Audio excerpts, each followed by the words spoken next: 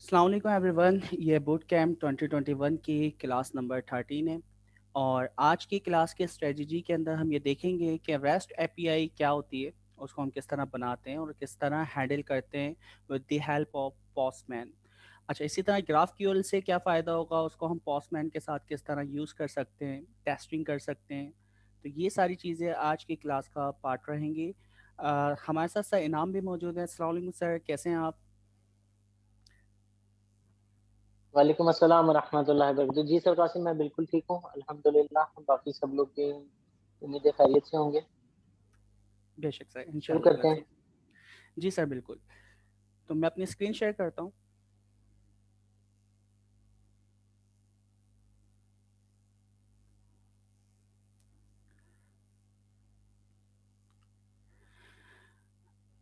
एक छोटी सी बात मैं ऐड करता चलूँ कि बच्चे सोच रहे होंगे सर का कल सेशन मैंने नोट किया है कि काफी सारे बच्चे सर का सेशन भी लेते हैं, देन उर्दू का सेशन भी लेते हैं, तो उन्हें ख्याल आ रहा होगा कि ये सारा काम तो हम पहले भी कर चुके हैं, तो अब दोबारा क्यों कर रहे हैं।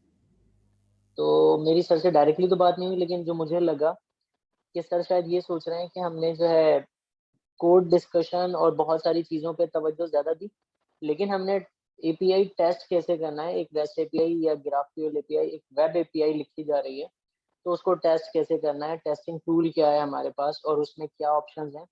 तो शायद सर ने इस वजह से जो है ना बेसिकली इसको एक स्टेप बैक लिया है और दोबारा से जो है वो बिल्कुल स्क्रैच से रेस्ट एपीआई और ग्राफक्यूएल एपीआई को जो है बेसिकली इन पर्सपेक्टिव ऑफ कि आपने टेस्टिंग कैसे करनी है एपीआईज़ की। एपीआई की जब डॉक्यूमेंटेशन आपको मिलेगी, जैसे अभी सर कासिम आपको दिखाएँगे कि जो है बेसिकली एक एपीआई की जो रेस्ट एपीआई का टेस्ट सर्वर है जिसको यूज़ कर रहे हैं हम, और एक ग्राफक्यूएल एपीआई का सर्वर है जिसको यूज़ कर रहे होंगे, उसकी अगर डॉक्यूमेंटेशन आपके पास अवेलेबल है, तो आप उन एपीआईज़ को टेस्ट कैसे करेंगे? तो ऐसे समझें कि ये एपीआई मैं आपको दे रहा हूँ, मैंने उसकी डॉक्यूमेंटेशन आपको दी है, तो अब आप उसको टेस्ट कैसे करेंगे ये इत्मीनान करने के लिए कि एपीआई ठीक चल रही है या नहीं ठीक चल रही, इससे पहले कि आप अपने सॉल्यूशन में उसको इंटीग्रेट करें। जी sir Qasim. Best friend, thank you. अच्छा, तो हम सबसे पहले एंड रिजल्ट देख लेते हैं कि हम करने वाले क्या हैं, उसके बाद फिर हम इनिशियल बैक पे आएंगे कि किस तरह वो काम करेंगे। तो देखिए, ये पोस्टमैन मेरे पास इंस्टॉल है और एक एपीआई है जो कि रेस्ट एपीआई से हमने कनेक्ट की है। अच्छा, उसको कनेक्ट करने के बाद मुख्तलिफ हमने उसके स्टेट्स वगैरह चेक करवाएं, उसको वेरिएबल ये किस तरह इसकी कॉन्फ़िगरेशन होती है। जैसे इसकी यानी देखें आप, ये आपको रिटर्न कर रही है कि इसका स्टेटस क्या है। ये बैकएंड से किसी डेवलपर ने हमें बना के दी हुई है। अच्छा, ये ओपन एपीआई है, यानी कोई भी इंटीग्रेट कर सकता है। उसका लिंक वगैरह भी देखेंगे कि किस तरह हम करने वाले हैं। देखिए, आपको एक एपीआई मिलती है, यानी एक यूआरएल मिलता है। उसके लिए आपके पास ऑथेंटिकेशन होती है। आप उसके सर्वर से उससे कनेक्ट कर सकते हैं, जैसे कि स्कीमा होता था ग्राफक्यूएल में। इसी तरह हमारे पास यहाँ पे टोकन होते हैं जिसके ज़रिए ये की है, ये आपके पास चाबी है।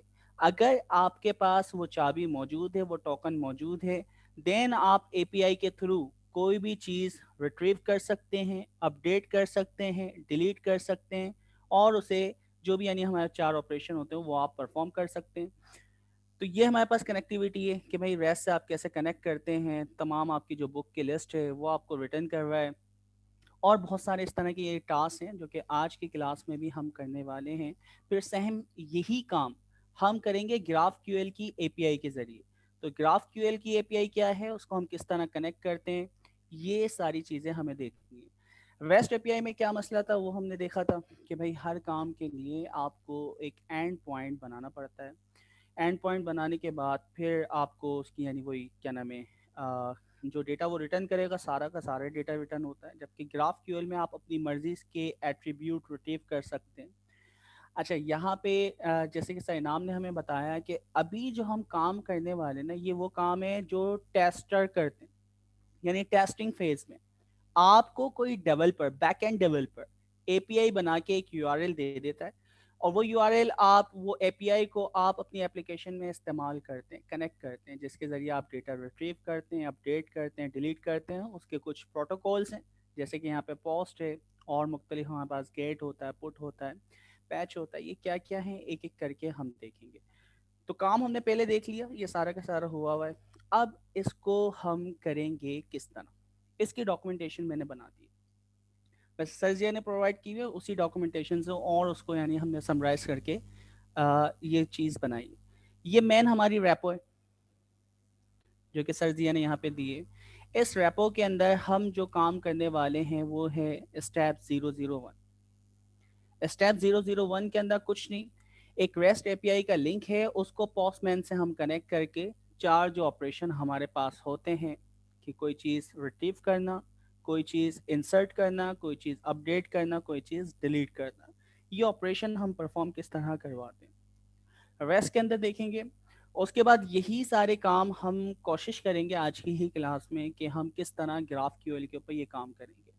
अच्छा, बीच में हम एक्सपर्ट जो सजेशन है या एक्सपर्ट जो राय है सही नाम से बीच में लेते रहेंगे एक एक पॉइंट के ऊपर। और सही नाम आपको जहाँ लगे कि आपकी यानी फीडबैक ज़रूरी है तो आप मुझे यानी बोल दिएगा। श्योर, फीडबैक तो मैं ज़रूर दे दूँगा, लेकिन मैं ये बस बता दूँ कि भाई मैं खुद आप लोगों से सीख रहा हूँ, बाकी हम सब एक-दूसरे से सीख रहे हैं एक्चुअली। बिल्कुल सर, लेकिन सीनियर तो आप ही हैं ना। ठीक है सर, तो हम इसको फिर आगे मूव करते हैं। अच्छा, ये यार हमारे सर कासिम भाई, आप जो है ना मुझे बूढ़ा बोल रहे हैं। नहीं सर, देखें वो वो तो हाँ मैं हो हदीस, गया हूँ खैर सीनियर सिटीजन वाकई एज के लिहाज से। नहीं सर हदीस पाक का वो मफहूम भी है ना कि इल्म की बुनियाद पे यानी वो बुजुर्ग का जो वर्ड है, जितना यानी आपका इल्म है इल्म की बुनियाद पे बुजुर्ग हैं। तो आपका इल्म का जज़ाकल्लाह। जो दरिया है वो माशाल्लाह अल्हम्दुलिल्लाह काफ़ी है। तो उसमें से हम चंद बूंदे लेते रहेंगे इंशाल्लाह ताला। अच्छा, तो हमारे पास ये ऑफिशियल यानी लिंक है जिसके अंदर आपकी सारी की सारी जो रैपो हम आगे काम करने वाले वो तमाम चीज़ें मौजूद हैं। इसमें हम करने वाले हैं स्टेप 001 जिसके अंदर टेस्टिंग करने वाले हैं एपीआई को, रेस्ट एपीआई को विद पोस्टमैन। अब इसको हम कैसे करें? सबसे पहले आपने पोस्टमैन इंस्टॉल किया हुआ है, यहाँ पे आप देख सकते हैं कि पोस्टमैन जो है आपके पास इंस्टॉल, ये सारी चीज़ें सब बंद होती हैं। ठीक है, तो आप समझें आपके पास मैं अगर सब चीज़ें बंद भी कर दूँ, ठीक है, तो आपके पास पोस्टमैन ब्लैक कलर में इस तरह नजर, अच्छा ब्लैक कलर में थीम चेंज की हुई है तो आप भी जाके चेंज कर सकते हैं सेटिंग वगैरह से। तो ये आपके पास पोस्टमैन का इंटरफेस आ रहा है, व्हाइट में आ रहा होगा तो आप थीम जाके ब्लैक में चेंज कर सकते हैं। अब इसके ऊपर काम करने का क्या तरीका होता है, किस तरह हम वर्क करते हैं, तो ये चीज़ें हमें देखनी है। सबसे पहले आपके पास है सेंडिंग योर फर्स्ट रिक्वेस्ट, किस तरह हम करते हैं। इसके लिए पूरा का पूरा एक आर्टिकल लिखा गया है, एक वीडियो है जिसको हम फॉलो करने वाले हैं। तो ये आपकी वही तमाम चीज़ें कि आप सेंड किस तरह करते हैं। कोई चीज़ रिट्रीव करने के लिए गेट की यानी हम लोग यानी प्रोटोकॉल को इस्तेमाल करते हैं। इसी तरह कोई चीज़ भेजने के लिए, इंसर्ट करने के लिए या ऑथेंटिकेशंस वगैरह के लिए हम पॉज को इस्तेमाल करते हैं। अपडेट करने के लिए हम पुट को इस्तेमाल करते हैं और डिलीट करने के लिए हम डिलीट के प्रोटोकॉल को इस्तेमाल करते हैं। ये सारे जो प्रोटोकॉल हैं, जब मैं कलेक्शन बनाने के बाद एक नई रिक्वेस्ट बनाता हूँ तो रिक्वेस्ट बनाते वक्त ये सारी चीज़ें यहाँ पे आ रही होती हैं, ये प्रोटोकॉल्स हैं। तो ये हम खुद अभी बनाएंगे भी। अच्छा, मेरा स्केल्स ऐसा तो नहीं कि मुझे लग रहा है कि शायद मैं बहुत तेज़ तेज़ बोल रहा हूँ, तो पिच मेरी सही है, ऐसा तो नहीं है स्पीड बहुत तेज़ है जैसे लड़कियाँ बोलती हैं।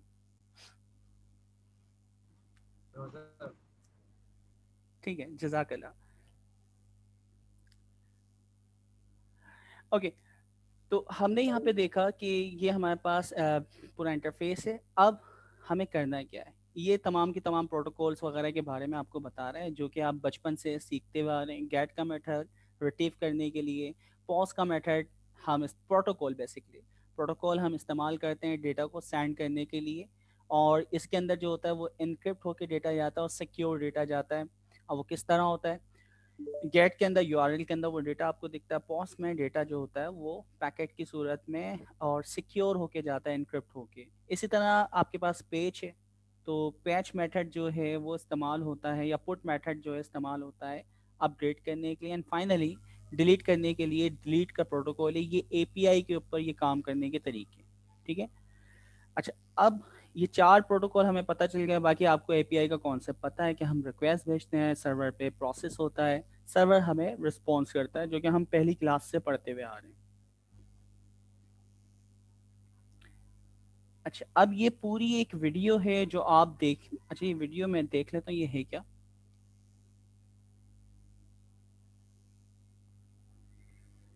ये डॉक्यूमेंटेशन है जिसके अंदर ये वीडियो का लिंक भी दे रहा है, तमाम चीज़ें आपको दे रहा है। तो हमें जो एपीआई इस्तेमाल करनी है, उस एपीआई की जो डॉक्यूमेंटेशन है, देखें लिखा हुआ सिंपल बुक एपीआई डॉक्यूमेंटेशन, जिससे मैंने ये कनेक्टिविटी की।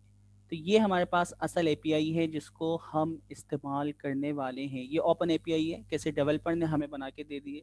तो कोई भी इसको सिर्फ क्या करेगा, यूआरएल को उठाएगा, कनेक्ट करेगा और काम करना स्टार्ट कर देगा। अच्छा, तो अब देखें मैं क्या चाह रहा हूँ, इस एपीआई को टेस्ट करना चाह रहा हूँ। अब एपीआई को कैसे टेस्ट करें? तो पॉस्टमैन ये कहता है, जैसे आप मुख्तलिफ प्रोजेक्ट्स के ऊपर काम करते हैं ना, तो आप प्रोजेक्ट बनाते रहते हैं, या भाई प्रोजेक्ट 1 बूट कैम्प 2021, आप किसी और यानी फेसबुक के प्रोजेक्ट पे काम कर रहे हैं, और मुख्तलिफ आपके पास प्रोजेक्ट्स हैं, यानी मुख्तलिफ आपके पास क्या हैं, एप्लीकेशंस हैं। तो हम क्या करते हैं, अपने कोई भी नई एप्लीकेशन या प्रोजेक्ट के ऊपर काम करते हैं, जैसे मैं H B L, U B L और मुख्तलिफ बैंक के डेटा के ऊपर काम कर रहा हूँ, APIs के ऊपर, तो मैं उसके लिए कलेक्शन बना रहा हूँ। तो यहाँ पे सबसे पहले हम कलेक्शन के टैब के ऊपर जाते हैं। सबसे मेन चीज़ हम बनाते हैं कलेक्शन। कलेक्शन यहाँ प्लस के बटन पे क्रिएट न्यू कलेक्शन, और यहाँ पे आप कलेक्शन का नाम लिख देंगे। अच्छा, अब कलेक्शन का नाम आप क्या रखना चाह रहे हैं ये आपके ऊपर है। लाइक हम देख लेते हैं, लाइक मैं यूज़ करना चाह रहा हूँ रेस्ट एपीआई विद पॉस्टमैन। ठीक है, आप जो भी नाम रखना चाहें उससे फ़र्क नहीं पड़ता। इसमें कुछ टैब हैं जिसमें हम अथेंटिकेशन, प्री रिक्वेस्ट, टेस्टिंग की चीज़ें लिखते हैं, वेरिएबल्स डिफाइन करते हैं। तो हमारे जो मतलब के अभी टैब हैं फिल वक्त आगे जाके जो हम इस्तेमाल करने वाले हैं कलेक्शन के अंदर, हमारे पास सबसे इम्पोर्टेंट जो टैब है फिल वक्त, वो है वेरिएबल का। वेरिएबल क्यों इस्तेमाल होता है, इसका फ़ायदा क्या है, तो उसको हम थोड़ी देर बाद देखेंगे। तो ये याद रखिएगा, कलेक्शन के अंदर हमारे पास एक टैब है जिसका नाम है वेरिएबल, और यहाँ पे आप मुख्तलिफ वेरिएबल बना सकते हैं। और जब आप वो वेरिएबल बना लेंगे ना, कहीं भी इस्तेमाल करने, जैसे कि देखिए मैं आपको एक डेमो यहाँ पे दिखा भी देता हूँ।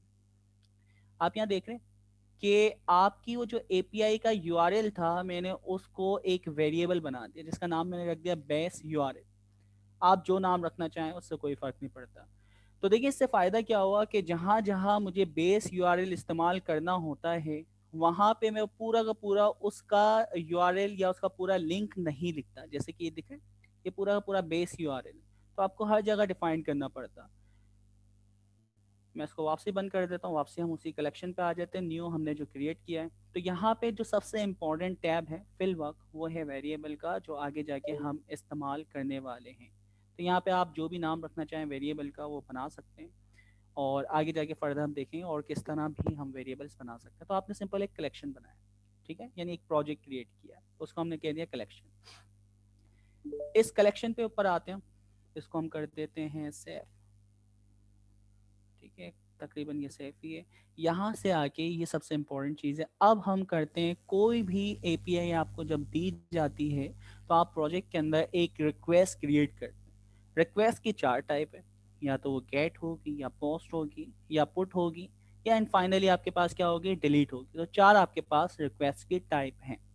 ठीक है, तो हम यहाँ से क्लिक करते हैं ऐड रिक्वेस्ट, और जो भी रिक्वेस्ट का आप नाम रखना चाह रहे हैं, लाइक मैंने नाम रख दिया,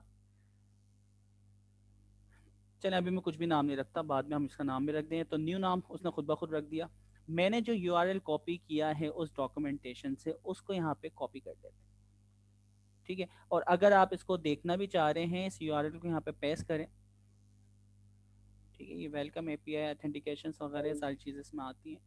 ठीक है, तो इस एपीआई को हम यहाँ पे कॉल करते हैं। ये आपके पास गेट का एक यानी प्रोटोकॉल है, उसके सामने एक टेक्स्ट बॉक्स होता है, वहाँ आप जाएं, और जाने के बाद आप इसको सेंड रिक्वेस्ट करें।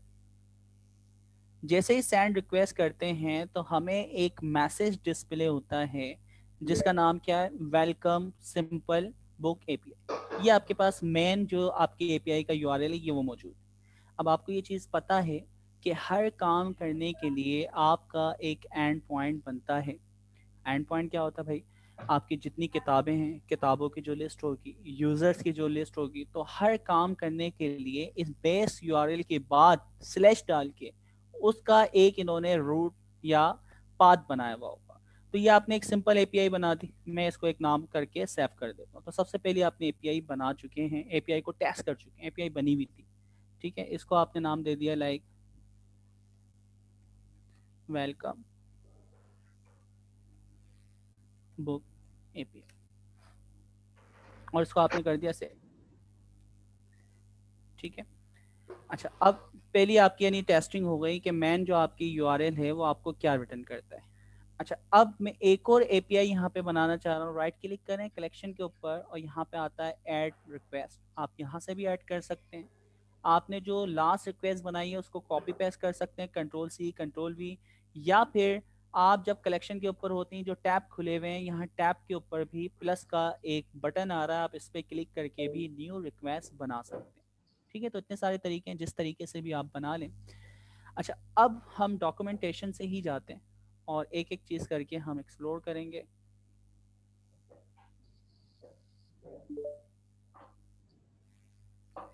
ठीक है। अच्छा, अब सबसे पहले हमें ये एक एंड पॉइंट दे रहा है जिसका नाम है स्टेटस। अब देखिए यहाँ सवाल क्या पैदा होता है कि मुझे हर जगह जब भी मैं एक नई रिक्वेस्ट बनाता हूँ तो बेस यूआरएल तो मुझे लाजमी डालना पड़ता है, उसके बाद स्लैश, और यहाँ पे ये कह रहा है कि नया जो आपको राउट दिया जा रहा है उसका नाम क्या है, स्टेटस। तो मैं स्टेटस को यहाँ पे कॉपी करता हूँ, पेस्ट कर देता हूँ, यानी एक नया रूट या एक नया पाथ है जो मैं चेक करने के लिए बना रहा हूँ। आपने सेंड के बटन पे क्लिक किया, ठीक है, और स्टेटस आपके पास इस वक्त क्या आ रहा है, सबको डेटा बिल्कुल सही नजर आ रहा है ना, जूम साइज ऐसा तो नहीं है स्क्रीन छोटी है, रीडेबल है स्क्रीन, जी दोस्तों। अच्छा, मैं कनेक्ट हूँ आप सर लोगों के मुझे तो साथ ही, पढ़ने में आ रहा है, बाकी बच्चों का नहीं पता। जजाकल्ला सर। मैं समझा ऐसा ना हो कि मैं डिस्कनेक्ट हुआ हूँ और फिर पता चले कि ओके। तो मैंने एक और यहाँ पे नई रिक्वेस्ट बनाई, रिक्वेस्ट बनाने के बाद एंड पॉइंट जो देखें आप यहाँ पे चेंज कर दिया, उसका नाम क्या रख दिया है, स्टेटस। अच्छा, ये इन्होंने बना के हमें पहले से दिया हुआ है, तो ये कहाँ से स्टेटस लगा रहा हूँ, बुक लगा रहा हूँ, ये पहले से उसने डॉक्यूमेंटेशन में बताया कि भाई ये पॉइंट्स हैं, ये एंड पॉइंट्स हैं, और इस एंड पॉइंट के अगेंस्ट आपका ये डेटा मौजूद है। तो हमने यहाँ पे एंड पॉइंट लगाया स्टेटस, और इस रिक्वेस्ट का नाम भी आप अपने पास सेव कर सकते हैं। तो नाम इसका कैसे सेव करेंगे भाई, कंट्रोल एस करके भी, या ये देखें सेव एस का बटन आ रहा है, यहाँ से आपने ये स्टेटस का पास, और कौन सी कलेक्शन में आप कर रहे हैं, आपकी कलेक्शन का नाम है ओके वेस्ट एपीआई पोस्ट में, तो आपने इस कलेक्शन के अंदर सेव करवा दिया, ठीक है। अच्छा, तो यहाँ से भी आप यानी राइट क्लिक करके ये आपके पास एक नया एपीआई पाथ बन गया, आप चाहें तो इसके नाम को यहाँ से रीनेम कर सकते हैं, ठीक है। तो हमने इसका नाम रख दिया स्टेटस। अच्छा, कंट्रोल एस। अब यहाँ प्रॉब्लम क्या है, मुझे बार बार जो यूआरएल जो है ना मेन, वो मेन यूआरएल क्या है, यहाँ से लेके यहाँ तक है, ठीक है। और जितने भी मुझे पाथ डिफाइन करना पड़ रहे हैं, जितने भी टेस्ट मुझे कैश यानी चेक करना पड़ रहे हैं, उन तमाम टेस्ट में जाके यूआरएल लाजमी लिखना पड़ रहा है। तो हम क्या करें, हम चाह रहे हैं इस पाथ को उठा के हम अपने कलेक्शन के वेरिएबल में, ठीक है, ये चीज़ याद रहे, कलेक्शन के वेरिएबल में आपकी एक तो रिक्वेस्ट है, रिक्वेस्ट के भी अपने टैब मौजूद होते हैं, सेटिंग्स वगैरह और बहुत सारे, हम यहाँ बात कर रहे हैं अपने कलेक्शन के वेरिएबल में, इसको सेव करवा दें। तो कलेक्शन के वेरिएबल में सेव करवाने से क्या फ़ायदा होगा कि आप अपने पूरे प्रोजेक्ट के अंदर इस वेरिएबल को मुख्तलिफ जगहों पे इस्तेमाल कर सकते हैं, ठीक है। तो आप कलेक्शन के वेरिएबल में जाके एक नया वेरिएबल बना सकते हैं, या फिर जो आपने अभी स्टेटस का वेरिएबल बनाया है इसी में देखें, जो आपका मेन पाथ है ना उसको आप सिलेक्ट करने के बाद राइट क्लिक, अच्छा यहाँ पे वैसे खुद ब खुद बटन आ जाता है कि ऐड, देखें ऊपर आ रहा है सेट वेरिएबल, मैं दोबारा इसको सिलेक्ट करता हूँ, सिलेक्ट करने के बाद देंगे सेट वेरिएबल आ रहा है, तो यहाँ से भी आप सेट वेरिएबल करके, और आपने बताया ये सेट वेरिएबल करना है, वेरिएबल का नाम आपने जो भी रखना चाह रहे, लाइक मैंने रख दिया बेस URL, तो वेरिएबल का नाम जिस केस में लिखा उसी केस में इस्तेमाल होगा, तो बेस URL, और इसका जो स्कोप है मुख्तलिफ स्कोप आ रहे हैं, ग्लोबल, इन्वायरमेंट, कलेक्शन। तो हमने फिल वक्त क्या कर दिया इसका, कलेक्शन। कलेक्शन से क्या मतलब है कि ये जो वेरिएबल है इस पूरी कलेक्शन में जितने भी आप एपीआई के राउट बनाएंगे, पाथ बनाएंगे, टेस्ट केस बनाएंगे या टेस्टिंग करेंगे, उन सब के अंदर ये वेरिएबल इस्तेमाल हो सकता है। आपने जैसे ही सेट किया तो आप एक चीज़ नोट करेंगे, देखें बैक के ऊपर पूरा पूरा यूआरएल लिखा हुआ आ रहा है गेट के ऊपर ना, ये स्क्रीन नीचे नहीं हो रही, तो इस यानी डायलॉग बॉक्स के पीछे पूरा का पूरा पाथ लिखा हुआ ये वाला, ऐसा ही है। तो आप देखेंगे जैसे ही मैं इसको सेव करवाऊंगा सेट वेरिएबल, क्या चेंजिंग हो गई जी दोस्तों, क्या चेंजिंग देखने में आ रही है? सब लोग सर क्लास एक में? वेरिएबल आ गया बेस यूआरएल के नाम से। ठीक है, तो बेस यूआरएल के नाम से हमारे पास एक वेरिएबल बन गया, और वेरिएबल को कॉल करने का क्या तरीका है कि आप दो दफ़ा यानी आपके curly brackets open and close हैं और इनके बीच में जो आपने वेरिएबल बनाया है उसका नाम लिखते हैं। ठीक है, तो अब इससे क्या फ़ायदा हुआ, इसके अगेंस्ट जो भी जब ये आपकी टेस्टिंग वगैरह होगी या क्लाइंट को यानी जो नज़र आएगा वो पूरा का पूरा पाथ है, लेकिन हम यहाँ पे टेस्टिंग केस के तौर पे फिल वक्त जो हमें नज़र आ रहा है वो ये सिंपल एक छोटा सा वेरिएबल नज़र आ रहा है। इससे बहुत सारे फ़ायदे हैं कि आप मुख्तलिफ टेस्ट केस एक तरह के लिखते हैं, आपकी डेटाबेस या कलेक्शन एक टाइप के होते हैं, तो आप चाहते हैं कि भाई आपकी बैकएंड से यूआरएल चेंज हो गया, तो आप एक जगह जाके वेरिएबल के अंदर यूआरएल की वैल्यू चेंज करें। आपके नए टोकन आ गए, तो टोकन की वैल्यू अगर चेंज हो रही है आप सिर्फ टोकन के वेरिएबल के अंदर जाके वो वैल्यू को अपडेट करें, तो जहाँ जहाँ वो चीज़ें इस्तेमाल हुई होंगी वो एज अ वेरिएबल वहाँ पे कॉल हो जाएंगी। सैनाम, आप इस पर कुछ ऐड करना चाहेंगे? नहीं सर, बस ये आपने बिल्कुल सही कहा कि ये एक प्रीटी मच कन्वीनियंट जो है मेथड है, जिसमें आपको बार बार जो है कॉपी पेस्ट से बचने के लिए, और फॉर एग्जांपल मैं जो है इसमें कोई टाइपो मिस्टेक कर रहा हूँ या कहीं, तो उससे बहुत ज्यादा बचा लेता है। प्लस जो है आप अगर कहीं जो है बेसिकली एक वेरिएबल में, फॉर एग्जांपल मेरी एक सीक्वेंस ऑफ एक्टिविटीज है जिसमें मुझे सेम वैल्यू पास करनी है, तो वो मैं एक वेरिएबल बना के अटैच कर दूं, तो वो वेरिएबल में हर जगह पास कर दूं, तो उससे ये फायदा होगा कि जो है बेसिकली वो वेरिएबल मेरी हर दूसरी रिक्वेस्ट में जो है वो चलता चला जाएगा। जैसे चलें, जब आप ऑथेंटिकेशन पर आएंगे तब हम उसमें बात कर सकते हैं।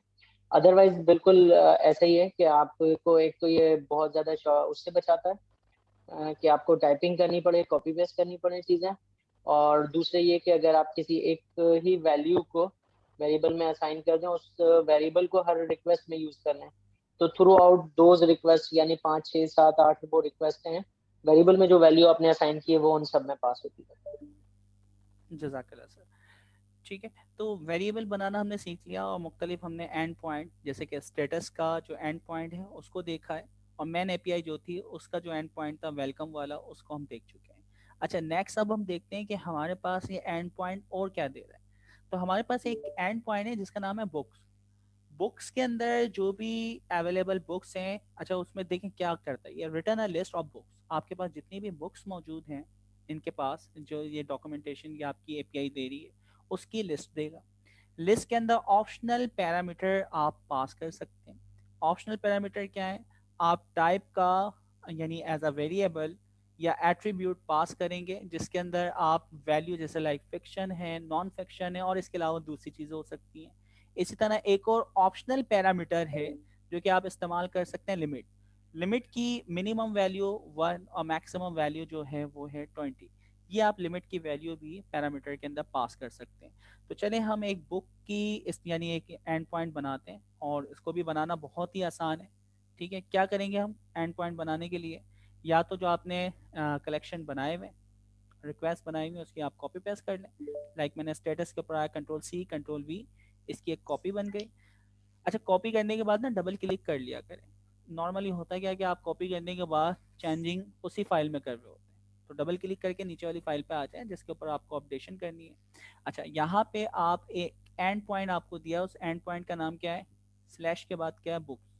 आपने यहाँ से कॉपी किया और एंड पॉइंट के अंदर आपने यहाँ पे बुक्स पास कर दिया। ठीक है, और यहाँ से आपने सेंड के बटन पे क्लिक किया, तो आप देखेंगे बॉटम के ऊपर कि आपके पास जो बुक्स है ना वो सारी की सारी नीचे नज़र आ रही हैं। ठीक है, तो उसकी वो जो भी लिमिट है उसके मुताबिक ये शो हो रहा है। अच्छा, अब ये जो आपके पास ये चीज़ें नज़र आ रही हैं इनको हम किस तरह इस्तेमाल करेंगे, क्या चीज़ें, तो थोड़ा सा हम देखते हैं। सबसे पहले तो हम इसको सेव करवा लेते हैं। और इसका नाम आपने रख दिया बुक्स। ठीक है। अच्छा, अब हमने ये चीज़ पढ़ी कि भाई ये बुक्स तो आपके पास आ गई। बुक्स आने के बाद आप ऑप्शनल क्यूरी पैरामीटर यहाँ पे पास कर सकते हैं। ठीक है, तो वो पास कैसे करें? हमारे पास देखिए दो तरह के वेरिएबल हैं जो कि हम इसमें पास कर सकते हैं। पहला वेरिएबल है आपके पास टाइप, और दूसरा जो वेरिएबल है वो है लिमिट। ठीक है, तो ये कैसे पास करेंगे? इसको पास करना बहुत ही आसान है। देखिए, जब आपने ये रिक्वेस्ट भेजी है तो यहीं पे आपके पास पी पैराम्स लिखा, यानी पैराम्स मतलब पैरामीटर्स हैं। ठीक है, तो पहला जो टैब है ये आपके पैरामीटर्स का टैब, और पैरामीटर के अंदर आप की वैल्यू पास कर सकते हैं। की वैल्यू वही होगी जो आपको यहाँ पे डॉक्यूमेंटेशन में डिफाइन की हुई है। यानी टाइप की होगी, उसकी value like fiction, non fiction, और इसके अलावा जो भी यानी पास की हुई होगी। लिमिट की होगी जिसकी वैल्यू आप 1 से 20 तक डाल सकते हैं। इसके अलावा आप यानी जो वैल्यू पास करेंगे तो उसका कोई फायदा नहीं है। ठीक है, तो ये इंपॉर्टेंट चीज़ है। तो यहाँ पे आप जाके अपनी कोई की जो इसकी यानी क्या नाम है, केस है, केस से मुराद केस सेंसिटिव है। टी अगर स्मॉल है तो आप स्मॉल में ही की लिखेंगे, कैपिटल में टाइप लिखेंगे तो उसके अगेंस्ट आप फिक्शन या दूसरी कोई वैल्यू डालेंगे तो वो उसको एक्सट्रैक्ट नहीं करेगा। जैसे कि आप यहाँ पे नीचे देख भी सकते हैं। मैं थोड़ा सा जूम आउट कर दूं, ये डेटा आपके पास आ रहा है बॉटम पे। ठीक है, तो आप देख सकते हैं यहाँ पे टाइप है, टाइप की वैल्यू फिक्शन है और नॉन फिक्शन है, बस ये दो ही वैल्यू। ठीक है। अच्छा, फिर इसी तरह आपके पास क्या है, लिमिट। लिमिट डिफाइन करेगा कि आपके टोटल जो यानी ये क्या नाम है कलेक्शंस हैं, इन कलेक्शन के अंदर लिस्ट के अंदर जो वैल्यूज हैं बुक्स की, तो टोटल जो बुक्स के एलिमेंट्स हैं वो कितने शो। ठीक है, तो यहाँ पे आप 1 से लेके 20 तक की वैल्यू लिमिट में डाल सकते हैं। ठीक है, तो मैं सबसे पहले जो टाइप है इसको पास करता हूँ। दो तरह से पास कर सकते हैं, तो हम देखते हैं भाई दो तरीके क्या हैं। यूआरएल में डायरेक्टली भी हम पास कर सकते हैं क्वेश्चन मार्क्स लगा के, या फिर बेहतर तरीका ये है कि आप की वैल्यू पेयर के साथ ही पास करें, क्योंकि आप टेस्ट केस लिख रहे हैं। तो आपने कहा भाई टाइप है, और टाइप की जो वैल्यू है वो वैल्यू हम डायरेक्टली पास करते हैं फिक्शन।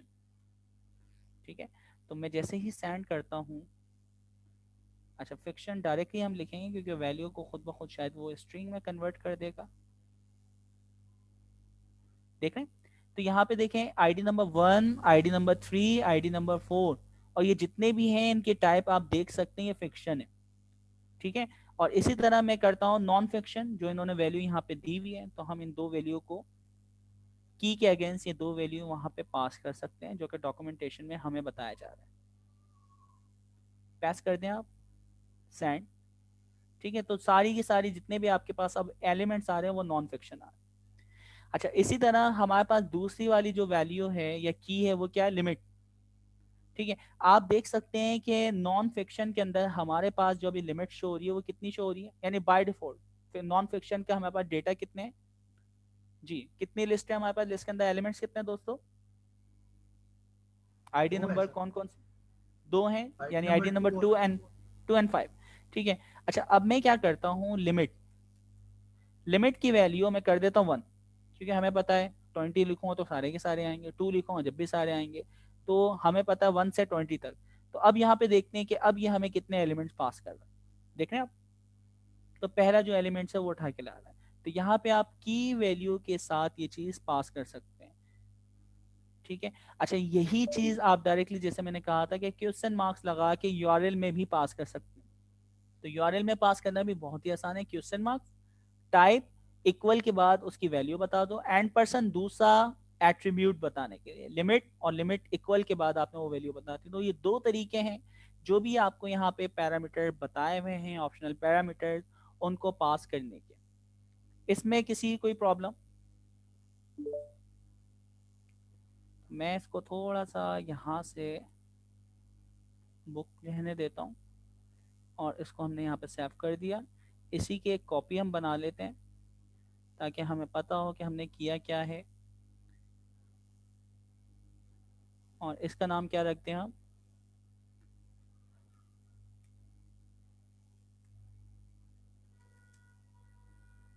पैरामीटर्स। ठीक है, प्रॉम्प्ट जैसे इन्होंने लिखा हुआ है, तो यहाँ पे आपने दो आपके पास यानी कीज थी, एक टाइप है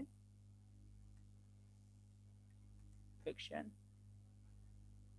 एंड लिमिट 1 ही कर देते, ठीक है। डेटा हमारे पास आ रहा है, इसको भी हम सेव कर देते हैं। अच्छा, ये दो चीजें भी हमने चेक कर ली। इसके बाद जो नेक्स्ट हमारे पास है वो क्या है कि हम यूआरएल में एज अ वेरिएबल कोई चीज क्या करें, एक्सट्रैक्ट करें, ठीक है। यानी एज अ वेरिएबल यूआरएल के अंदर कोई वैल्यू आएगी, उस वैल्यू को उठा के उसके अगेंस्ट मुझे सर्चिंग करनी है। जैसे हमारे पास जो बुक्स है, बुक की लिस्ट में अगर मैं आऊँ तो आप देख सकते हैं कि जैसे ही मैं ये क्यूरी चलाता हूँ, हमारे पास बुक की मुख्तलिफ आईडीज़ हैं। आईडी नंबर 1 2, ठीक है, 3 भी है, 4 भी है, 5 भी है। तो 5 to 6 हमारे पास आईडीज़ मौजूद हैं, ठीक है। अच्छा, अब मैं चाह रहा हूँ कि मुझे सिर्फ आईडी नंबर 1 का डेटा चाहिए। इसके लिए बैकएंड पे उन्होंने कोई ना कोई लॉजिक लिखी हुई है। अच्छा, जो लॉजिक लिखी है ना वही आप पास कर सकते हैं। जैसे कि यहाँ पे इन्होंने कहा है कि बुक के बाद स्लैश डाल के आप कॉलन के बाद वेरिएबल का नाम लिखा हुआ है। तो ये जो वेरिएबल का नाम है ना, आप यही एट्रीब्यूट यूआरएल में पास करेंगे तो ही आपकी वैल्यू रिट्रीव होगी, अदरवाइज नहीं होगी, ठीक है। ये अच्छी तरह आपको याद रहे। अच्छा, तो अब हम किस तरह वेरिएबल पास कर सकते हैं? अब दो तरीके हैं इसके भी, ठीक है। कि आपकी जो बुक है, बुक की आईडी नंबर में डालूं और आईडी के अगेंस्ट हमारे पास जो बुक है उसका डेटा शो हो जाए। जैसे कि आप यहाँ देख सकते हैं कि आईडी नंबर 1 के ऊपर रशियन कोई बुक है फिक्शन के ऊपर, ठीक है, और अवेलेबल, इसका मतलब है आप इसको परचेस कर सकते हैं।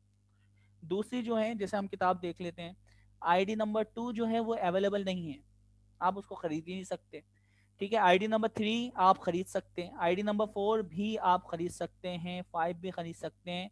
तो सिर्फ आईडी नंबर 2 जो है ना, ये किताब आपके पास लिस्ट में तो है लेकिन अवेलेबल नहीं, आपके पास स्टोर में नहीं, ठीक है।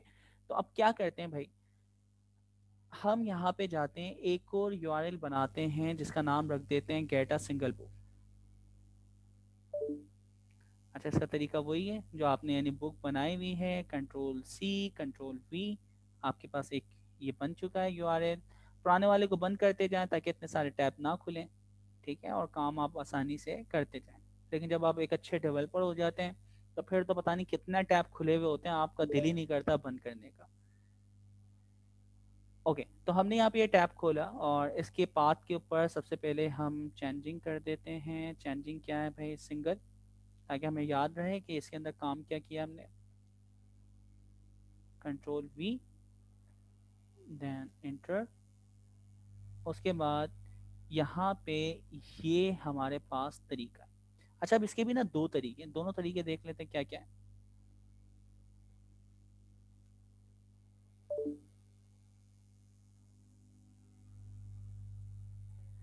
ठीक है, बुक्स के अंदर जाएं और बुक्स के अंदर जाने के बाद डायरेक्टली आपको यहाँ पे आईडी पास करना पड़ेगी। आईडी जो है ना, ये पाथ, देखिए नीचे लिखा हुआ है पाथ वेरिएबल, और पाथ वेरिएबल आपने कॉलन के बाद जो भी नाम लिखा है वो खुद ब खुद उसकी की भी लिखी हुई आ गई। तो यहाँ पे जो भी आप कॉलन के बाद वेरिएबल डिफाइन करते हैं वो खुद ब खुद यहाँ पे आ जाता है। और मैं यहाँ पे आईडी नंबर 1 अगर पास करता हूँ तो आईडी नंबर 1 के अगेंस्ट देखें डिटेल आ रही है। आईडी नंबर 2 पास करें जो कि हमारे पास अवेलेबल नहीं है लेकिन लिस्ट के अंदर मौजूद है, तो आप यहाँ देख सकते हैं आईडी नंबर 2 के अगेंस्ट हमारे पास डेटा आ रहा है, उसके प्राइस क्या है, स्टॉक में 0 है यानी अवेलेबल नहीं है, ठीक है। उसके ऑथर का नाम क्या है, टाइप क्या है, तो ये ओवरऑल उसकी डिटेल आ रही है, ठीक है। तो यहाँ पे आप सारी डिटेल से देख सकते हैं। तो पहला तरीका जो आप बुक सिंगल आईडी यानी गेट करते हैं, आप यूआरएल में कॉलन के बाद जो भी नाम लिखते हैं वो वेरिएबल बन जाता है। और फिर याद रहे कि ये जो वेरिएबल है पाथ वेरिएबल के नाम से नीचे खुद ब खुद पैराम्स के टैब के अंदर शो हो रहा होता है। तो आपको यहाँ पे की डिफाइन करने की जरूरत ही नहीं थी, डायरेक्टली जाके आप उसकी वैल्यू डिफाइन करते हैं, ठीक है। और उसके बाद आप सेंड के बटन पे क्लिक कर दें, उसके अगेंस्ट आपके पास डेटा आ जाएगा। यहाँ तक किसी को कोई मुश्किल दोस्तों? जी सर। ओके। खामोशी दो यानी कंडीशन में होती है, या तो सब समझ आ रहा होता है या कुछ भी समझ नहीं आ रहा होता। अच्छा, अब देखिए मैंने इसकी सिंगल कॉपी ही बनाई है जिसके अंदर आप क्या कर रहे हैं, सिंगल बुक और डायरेक्टली मैं यूआरएल के अंदर भी पास कर सकता हूँ। ठीक है,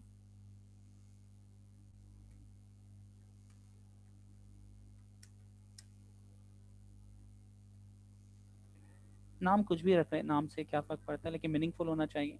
अब देखें यहीं पे मैं कह रहा हूँ कि भाई आईडी नंबर 1, ठीक है, तो अब 1 2 3 जो भी है उसके अगेंस्ट डेटा ये हमें दे रहा है, ये देखें। तो हमारे पास दो तरीके हैं, या तो इसके प्रॉपर जो डॉक्यूमेंटेशन की तरीका है कि आप कॉलन लगा के वेरिएबल का नाम लिखें और फिर पाथ वेरिएबल में पास करें, या डायरेक्टली आप बुक के बाद जो आईडी है वो पास कर दें, तो भी आपका डेटा जो होगा उसके अगेंस्ट, यानी उस नंबर को, इंटीजर को उठा के एज अ क्यूरी लेके जाएगा और आपके कलेक्शन से सिर्फ आईडी नंबर 1 जो बुक है वही डेटा आपको ला के देगा। ठीक है, ये दोनों तरीके आपको आ गए। अच्छा, अभी तक तो हम बच्चों वाला गेम खेल लेते हैं। बच्चों वाला गेम क्या है कि भाई क्यूरी दी हुई है, आपने डेटा सिर्फ रिट्रीव करना है, और रिट्रीव करना तो बहुत आसान था। अब सवाल ये आता है कि जब हम थर्ड पार्टी एपीआई को इस्तेमाल करते हैं, अपनी एप्लीकेशन के साथ इंटीग्रेट करते हैं, तो हम सिर्फ डेटा थोड़ी रिट्रीव करते हैं, हम कुछ डेटा सर्वर को भेजते भी, और सर्वर पे हम सेव भी करवाते हैं जो कि एपीआई हमें दे रहा है उसके सर्वर पे। तो अब हमें उस एपीआई के अगेंस्ट जो भी उनका सर्वर है बैकएंड का, वहाँ पे उस एपीआई में हमें डेटा सेव करवाना। अब जैसे कि यहाँ पे हमारे पास एक यूआरएल है जो कि ऑर्डर्स। अब ये जो ऑर्डर्स है ना, ऑर्डर्स तो वही बंदा कर सकता है, यानी कोई यूज़र करेगा ना, और यूज़र के अगेंस्ट अगर आपने कोई यानी ऑर्डर्स किए हुए हैं तो आपके पास डेटा आएगा। अभी अगर मैं इसको चलाऊं तो आप देखेंगे कि हमारे पास एरर आएगा। एरर क्यों आएगा उसको हम अभी थोड़ी देर बाद डिस्कस करते हैं। तो मैं क्या करता हूँ, एक यहाँ पे कॉपी पेस्ट करके,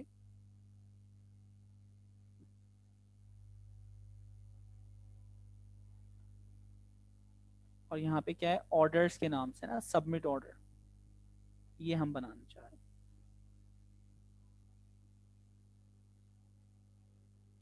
सबमिट ऑर्डर, ठीक है, और हमारा जो पाथ है ऑर्डर्स, ठीक है, यही कह रहा है ऑर्डर्स कैसे, ठीक है।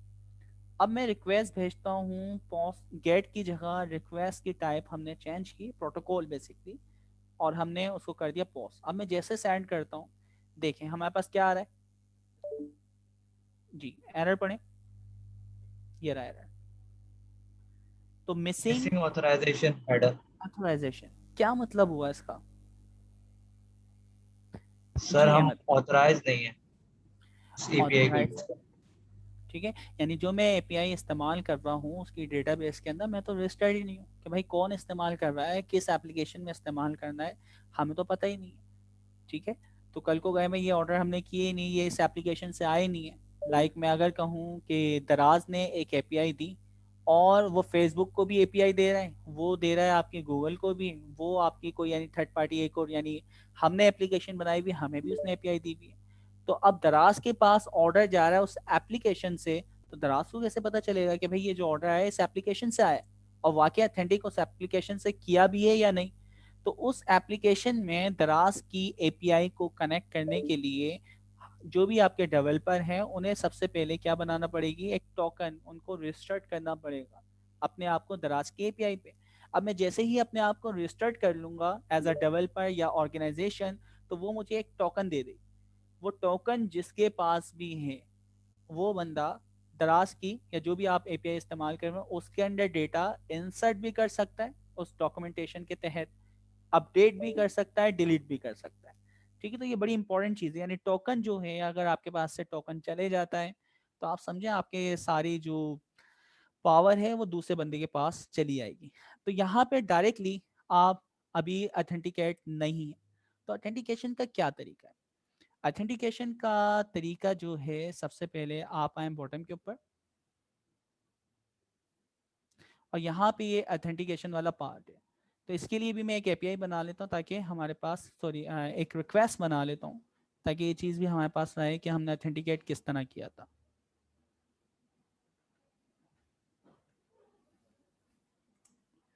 ठीक है, और इसका पाथ क्या है, पाथ हम देख लेते हैं, ये है API/clients।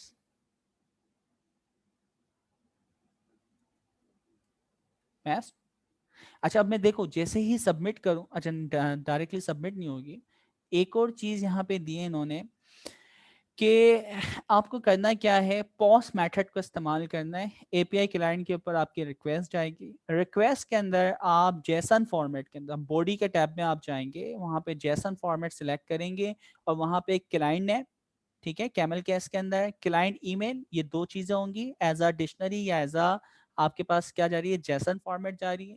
ये दो वैल्यू आप पास करेंगे, जैसे ही आप पास करेंगे तो एक टोकन जनरेट होगा और वो आपको रिटर्न कर देगा। तो चेक करते हैं भाई, मैंने ये इसको कॉपी किया और इसने कहा कि भाई सबसे पहले जो रिक्वेस्ट की टाइप है वो करें पॉस्ट। उसके बाद आपको जाना है, अभी तक आप प्राम के यानी टैब के अंदर थे, अब कौन से टैब में जाना है आपको, बॉडी के टैब में। बॉडी के टैब में जाने के बाद कंट्रोल एस, और यहाँ पे आपकी जो टाइप है वो आप सिलेक्ट करेंगे रो डेटा। इसमें आई थिंक आपके, हाँ, रो डेटा के अंदर ये आपके पास आ रहा है जेसन, ठीक है। तो ये आपको थोड़ा सा सिलेक्ट करना है, मैं कंट्रोल यानी टैब बाहर करता हूँ, देखिए फिर सारे ऑप्शन खुद ब खुद आ रहे हैं, ठीक है। तो इसने क्या करना है, बॉडी में जाना है, रो डेटा के ऊपर क्लिक करना है और यहाँ से आप जेसन जो फॉर्मेट है वो सिलेक्ट कर लेंगे, ठीक है, और वो जो आपने कॉपी किया यहाँ पे पेस्ट कर दें।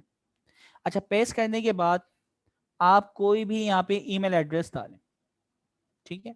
अच्छा, एक टाइम आप ईमेल एड्रेस यानी इस पर रजिस्टर्ड कर देते हो, उसके अगेंस्ट टोकन दे देता है। अब जैसे मेरा मोहम्मद कासिम, तो शायद मेरे नाम की इन्होंने एपीआई या जो भी आपके पास टोकन है ना वो पहले ही कनेक्ट है, तो शायद ये एरर दे। तो पहले मैं देख चेक कर लेता हूँ ये एरर दे रहा है या टोकन दे रहा है,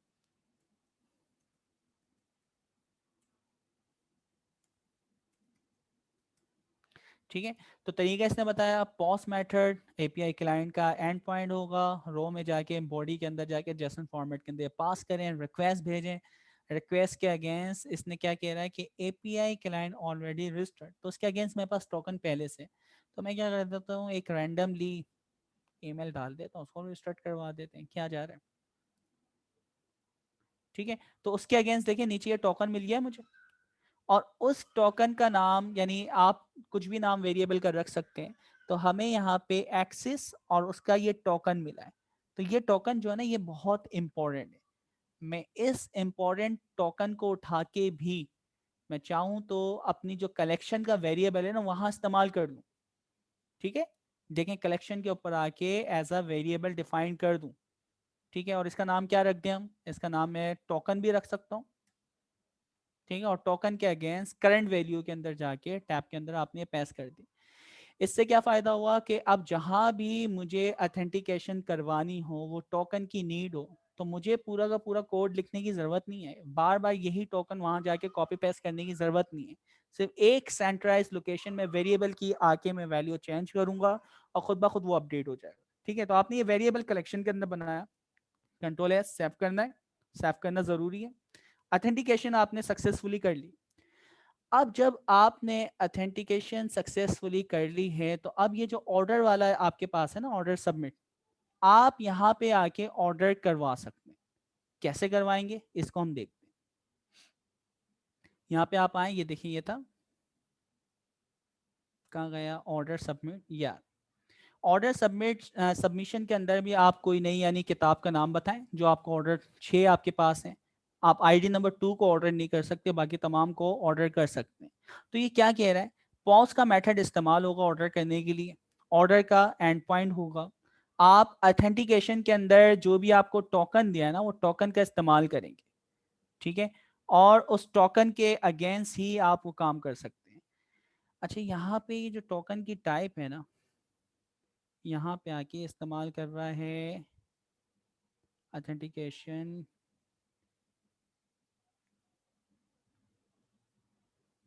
बेयर टोकन, और बेयर टोकन के अंदर ये टोकन की वैल्यू यहाँ पे मैंने कॉपी पेस्ट की हुई है, तो यहाँ भी मैं पास कर सकता हूँ। अच्छा, अब ये बेयर टोकन के अंदर या तो मैं डायरेक्टली ये लिख लूँ या मैंने एक वेरिएबल बनाया हुआ है। क्या नाम था वेरिएबल का दोस्तों,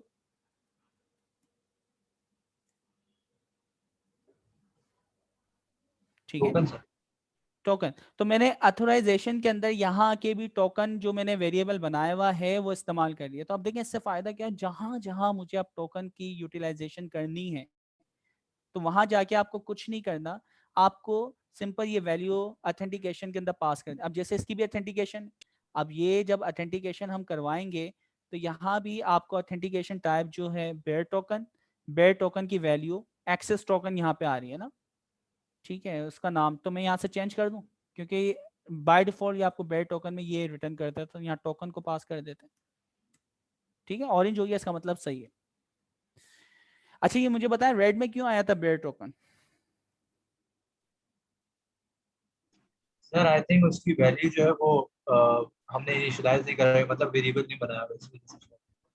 ठीक है, असल में वो स्टैंडर्ड एक वेरिएबल होता है बेयर टोकन या बैरियर, जो भी इसका यानी प्रोनाउंसिएशन है भाई देख लिएगा, ठीक है। क्या है? बेरियर टोकन, ठीक है। अच्छा तो जो भी ये बेरियर टोकन है आपका, इसका स्टैंडर्ड टोकन की जो वैल्यू जिसमें स्टोर होती है ना की, उसका नाम उन्होंने वो रखा था एक्सेस टोकन। तो हमने उस एक्सेस टोकन से हटा के उसका नाम क्या रख दिया, सिर्फ टोकन रख दिया, ठीक है। तो आपको स्टैंडर्ड नाम ही इस्तेमाल करना चाहिए, बेहतर रहता है।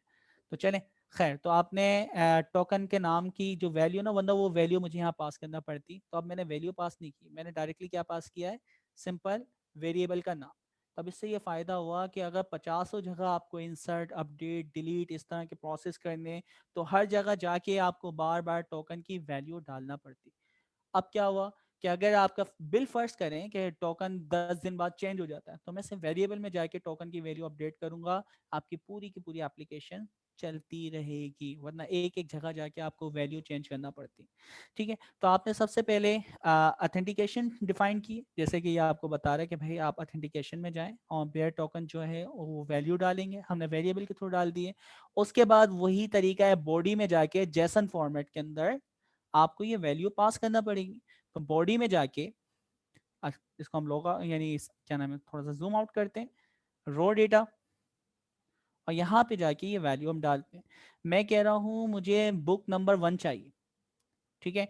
अच्छा बुक नंबर 1 जो है ये क्या कर रहा है, सबमिट ऑर्डर, ठीक है। तो यहाँ पे हम बुक नंबर 1 को देखना चाह रहे हैं। तो बुक नंबर 1 जो है वो वहाँ पे अवेलेबल है, स्टॉक में मौजूद है। तो मैं यहाँ पे आता हूँ सर इस और यूआरएल पे क्रिएट हो रही है आई थिंक, पोस्ट में ना हम क्रिएट इंसर्शन की कॉल कर रहे हैं। इसके अंदर जी सर ये इंसर्ट ही कर रहे हैं ना, जी बिल्कुल बिल्कुल। जी सर इंसर्ट ही हम कर रहे हैं, बिल्कुल ऐसे ही, ठीक है। तो अच्छा हम क्या कर रहे हैं, असल में हम नाम जो भी, ये जो हम आईडी डालें ना बुक आईडी, ये मैं लॉजिकल यूँ सोच रहा हूँ कि हमारे पास जो लिस्ट है ना उस लिस्ट से ही हम किताबें खरीद सकते हैं। अब मैं इसको कहता हूँ भाई मुझे बुक नंबर 2 खरीदनी है, ऑर्डर कर रहा हूँ, ठीक है। अच्छा और ऑर्डर करने वाले का नाम मैं लिख देता हूँ लाइक, अच्छा अब मैं जैसे ही, क्योंकि पूरी ऑथेंटिकेशन में कर चुका हूँ, उसने कहा था भाई पॉस मेथड होना चाहिए, उसके बाद ऑथेंटिकेशन के अंदर बेयर टोकन की वैल्यू होना चाहिए, फिर बॉडी में जाके थर्ड पॉइंट जो है जैसन फॉर्मेट के अंदर रो में जाके जैसन, ठीक है। अच्छा वो देख लिया हमने रिव्यू करते हुए।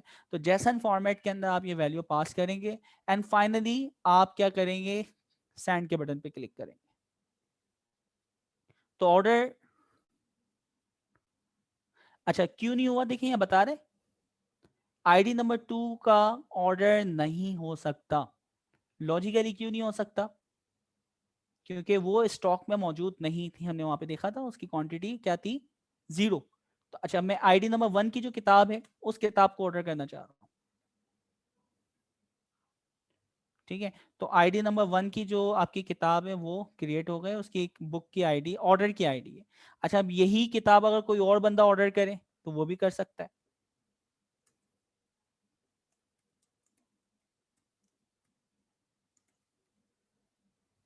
ठीक है, आईडी नंबर 1। अच्छा अब कोई और बंदा भी करना चाह रहा है आईडी नंबर 1 2 3, तो बुक की आईडी आप यानी बता दें जो अवेलेबल है, और कौन इसको ऑर्डर कर रहा है ये आप बता सकते हैं। यानी क्या होगा कि आपकी एप्लीकेशन के ऊपर जो भी आपके पास लिस्ट है वो शो हो रही है। आपने कहा ऐड टू कार्ट या परचेस, जैसे ही आप परचेस पे क्लिक करते हैं अगर वो स्टॉक में मौजूद है तो वो ऐड टू कार्ट होके प्रोसेस टू पेमेंट हो जाएगी, अदरवाइज आपका वो एरर शो करवा देगा कि भाई ये स्टॉक में मौजूद नहीं है, ठीक है। अच्छा ये आपने यहाँ से किया है ऑर्डर सबमिट, अब आपने अभी तक कितने ऑर्डर सबमिट किए? 2। मैं चाह रहा हूं कि 3 करना चाह रहे हैं आप 3 कर सकते हैं, 7 करना चाह रहे हैं, जितने करने चाह रहे हैं वो आप यहाँ पे कर सकते हैं। ठीक है, तो मैं आईडी नंबर 2 को नहीं कर सकता, इसी तरह मैं 6 को कर सकता हूँ। तो आईडी नंबर 6 पे आप जाएं और सही नाम की एक और हम किताब ऑर्डर करवा देते हैं। तो आईडी नंबर 6 भी जो है यहाँ पे ऑर्डर हो गई। ठीक है, तो यहाँ पे आईडी जनरेट होती जा रही है। अब हम ये देखना चाह रहे हैं एज अ एडमिन हमारे पास कितने ऑर्डर्स आए, ताकि हम उसको प्रोसेस करवा सकें, हम उसके पैसे दे यानी उसको शिपमेंट करें। दोस्तों मुझे 1 मिनट दिएगा। सही नाम आप इसको थोड़ा सा कंटिन्यू करेंगे, 1 मिनट जस्ट। Yes sure. अच्छा, जैसे कि सर कासिम ने बताया बेसिकली कि पोस्ट एपीआई ये एक एपीआई एंड पॉइंट है, और आप इसको इस पर्सपेक्टिव में देखें कि अगर आपको कोई एक पोस्ट एपीआई एंड पॉइंट दिया गया है जिसमें एक्सपेक्ट किया जा रहा है कि आप कुछ डेटा पास करेंगे, और वो ऑथेंटिकेटेड जो है वो प्रिविलेज जो है वो एक एपीआई एंड पॉइंट है, तो किस तरह से जो है बेसिकली आप डेटा उसको पास करेंगे और ऑथराइजेशन जो है आप कैसे डील करेंगे। अच्छा, ऑथराइजेशन में जो है ना एक चीज मैं ऐड करते चलूं कि JWT जो है वो जेसन वेब टोकन जो है वो डिफेक्टो स्टैंडर्ड बनता चला गया बाय द टाइम, और आजकल जो है मोस्टली जो है या तो बेसिकली ओऑथ यूज होता है या फिर जेसन वेब टोकन बेस्ड जो है वो आपके पास ऑथेंटिकेशन होती हैं। तो आपके पास फॉर एग्जांपल अभी जैसे सर कासिम आपको एग्जांपल बता रहे थे कि अगर एक पोस्ट एपीआई एंड पॉइंट है जो कि जो है ऑथेंटिकेटेड है, प्रिविलेज है, तो उसके लिए आप सबसे पहले एक एक्सेस टोकन गेट करेंगे। Access token is just like basically आपके लिए एक, जैसे आपने आई डोंट नो कभी फेसबुक के या किसी डेवलपर पोर्टल के ऊपर कोई आपने अपनी एपीआई रजिस्टर की हो या कोई ऐप रजिस्टर की हो, तो आपको एक जो है बेसिकली एपीआई की मिलती है। तो आप इस टोकन को ये समझें कि ये एक एपीआई की है जो आपकी, क्योंकि एक्सपेक्ट किया जा रहा है कि बुक स्टोर की एपीआई को आपका सिस्टम यूज करेगा, आपका सर्वर यूज करेगा, आपकी एप्लीकेशन यूज करेगी। तो आपकी एप्लीकेशन को व्हाइट लिस्ट किया गया है, एक यूजर अकाउंट क्रिएट कर दिया गया आपकी ऐप का, और उसको एक की दे दी गई। उस की के लिए जेसन वेब टोकन्स में जो है ना ये कन्वेंशन हो चुका है कि आप ऑथराइजेशन के हेडर में बियरर स्पेस और वो जो आपको टोकन मिला होता है या की मिली होती है आप वो पास करते हैं। तो जैसे सर कासिम ने आपको दिखाया था कि पोस्टमैन ने इसका आपके लिए बहुत कन्वीनियंट वे प्रोवाइड कर दिया है, बजाय इसके कि हर हर रिक्वेस्ट के हेडर्स में जाएं, ऑथराइजेशन का हेडर क्रिएट करें, उसमें बेरर के बाद जो है आप टोकन पेस्ट करें। आप जो है पूरी कलेक्शन में जो है बता सकते हैं कि इस ऑथराइजेशन हेडर को यूज करना, और बाकी वो तो प्रीटी मच सिंपल है कि जो है ना बॉडी के अंदर जाहिर सी बात है पोस्ट की रिक्वेस्ट है तो बॉडी होगी उसकी, पेलोड होगा। पेलोड के अंदर जो है कन्वीनियंट वे है कि आप रॉ में आए और जेसन सेलेक्ट करके की वैल्यू पेयर में जो है आप अपना डेटा पास कर सकते हैं। याद रखिएगा यहाँ प्योर जेसन देनी है, आपकी की भी जो है वो होगा डबल कोट्स में होने चाहिए, और अगर वैल्यू नंबर या बूलियन नहीं है तो वो भी डबल कोट्स में लाजमी होनी चाहिए, यानी स्ट्रिंग्स भी आपके डबल कोट्स में होने चाहिए और जो है आपकी कीज भी जो है वो डबल कोट्स में होनी चाहिए। अगर फॉर्म डेटा है या यूआरएल इनकोडेड फॉर्म्स हैं तो भी आप जो है ना रेडियो बटन की मदद से वो भी पास कर सकते हैं। जी thank sir you sir, Qasim. Thank you sir. Okay, माजरत थोड़ा सा यार कोई आ गया था तो वो देखना था। चलें तो अब आगे कंटिन्यू हम करते हैं कि हमने देखा कि हम ऑर्डर्स यानी कर सकते हैं, यानी एप्लीकेशन से आके कोई जाके आपकी किताब ख़रीदता है। तो हमारे पास 6 किताबें मौजूद हैं। वो किताब नंबर 1, 3, 4, 5, 6 खरीद सकता है। सेकंड वाली जो है वो परचेस नहीं कर सकता क्योंकि वो स्टॉक में अवेलेबल नहीं है। तो वो सारी बैकएंड की लॉजिक उन्होंने लिखी है, उन्होंने तो हमें एपीआई बना के दे दिए सिंपल कि भाई चीज़ अवेलेबल होगी तो हो जाएगी, अदरवाइज एरर आप डिस्प्ले करवा सकते हैं कि ये मौजूद नहीं है। अच्छा, अभी हमने कितने ऑर्डर किए? हमने इस वक्त 3 ऑर्डर किए हमारी एप्लीकेशन से। तो मैं देखना चाह रहा हूँ कि एडमिन पैनल के ऊपर कि कितने ऑर्डर्स अब तक हो चुके हैं। तो यहाँ पे जितने भी ऑर्डर्स हुए हैं उन सबको आप अगर गेट करना चाह रहे हैं तो गेट का मेथड इस्तेमाल करें और ऑर्डर्स वाला जो एंड पॉइंट है वो बना लें। तो यहाँ पे आप वो भी बना सकते हैं। अ, ठीक है, तो अब यहाँ पे जाके हम क्या करते हैं, गेट का ही कोई भी एक कॉपी करते हैं, पेस्ट करते हैं। पेस्ट करने के बाद यहाँ पे आके हम सिंपल गेट का यूआरएल है ऑर्डर्स है। ठीक है, ऑर्डर्स, और याद रहे कि ऑर्डर्स के अंदर जो प्रोटोकॉल है वो गेट का इस्तेमाल हम कर रहे हैं। ठीक है, और इसको आप नाम दे दें, जैसा काम होगा वैसा नाम दे देंगे हम। ठीक है, अब मैं इसको यहाँ पे सेंड करता हूँ। क्या हुआ? ऑथेंटिकेशन। अब देखिए ऑथेंटिकेशन क्यों मांग रहा है, क्योंकि देखिए ये एडमिन पैनल के ना भाई, आपकी एप्लीकेशन पे कितने ऑर्डर दिए हैं एडमिन लोग यानी जो है पैनल वो देख सकता है। ये ओपन तो नहीं है, पब्लिक तो नहीं है, हर कोई देख ले तो बड़ा मसला हो जाएगा। उनको पता चल जाएगा आपकी कितनी इनकम हुई है, किस किसने खरीदी है, कौन से कस्टमर्स हैं। तो यहाँ भी ऑथेंटिकेशन रिक्वायर्ड है। अब मुझे यहाँ भी टोकन डालना पड़ेगा, तो भाई टोकन डालने से बचने के लिए हमने क्या किया था, वेरिएबल बनाया हुआ है। तो वेरिएबल टोकन, और यहाँ जाके देखें टोकन की वैल्यू पहले ही डाली हुई है, तो मेथड वही गेट है, लेकिन टोकन के जरिए ही आप कनेक्ट हो सकते हैं, अदरवाइज आप कनेक्ट नहीं हो सकते। तो आपने जैसे ही क्लिक किया तो आप यहाँ चेक कर सकते हैं कि सारी की सारी ये चीज़ें यहाँ पे आ गई। तो 3 हमने देखें रिक्वेस्ट की थी। मोहम्मद कासिम ने एक किताब नंबर 1, और सर इनाम ने बुक नंबर 1 और बुक नंबर 6 को ऑर्डर किया। ठीक है, तो हमारे पास सारे ऑर्डर की एडमिन पैनल के ऊपर डिटेल आ रही है, गेट मेथड से आ रही है, लेकिन ऑथेंटिकेशन यहाँ पे रिक्वायर्ड है। क्यों? क्योंकि एडमिन ही देख सकता है कि हमारे पास कितने ऑर्डर्स हैं। तो गेट ऑर्डर्स कर सकते हैं, और उनको आप चेक कर सकते हैं with the help of authentication या टोकन के जरिए, अदरवाइज कोई भी इसको नहीं देख सकता। अच्छा, फिर यही एडमिन पैनल के ऊपर भी आप पर्टिकुलर ऑर्डर, आप यानी सिर्फ ऑर्डर नंबर सेलेक्ट करें, उसके अंदर कोई प्रॉब्लम चल रही है, शिपमेंट दी हुई या उसकी कोई क्यूरी आई है कॉन्टैक्ट सेंटर के अंदर, तो कोई भी ऑर्डर नंबर वो हमें बताए, और हम अपने पैनल के ऊपर उस ऑर्डर की डिटेल शो करवा दें कि भाई ये किसने किया है, क्या नाम है, क्या डिटेल है। तो उसके लिए भी हम एक एंड पॉइंट बनाते हैं, वो भी गेट मेथड है, लेकिन इसको भी हमें क्या चाहिए होगा, ऑथेंटिकेशन रिक्वायर्ड होगी। क्यों भाई?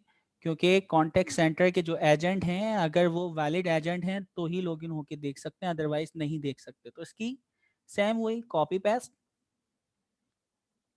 रिक्वेस्ट का नाम यहाँ से आप कॉपी कर लें, जो भी कलेक्शन रिक्वेस्ट का नाम रखना चाह रहे हैं।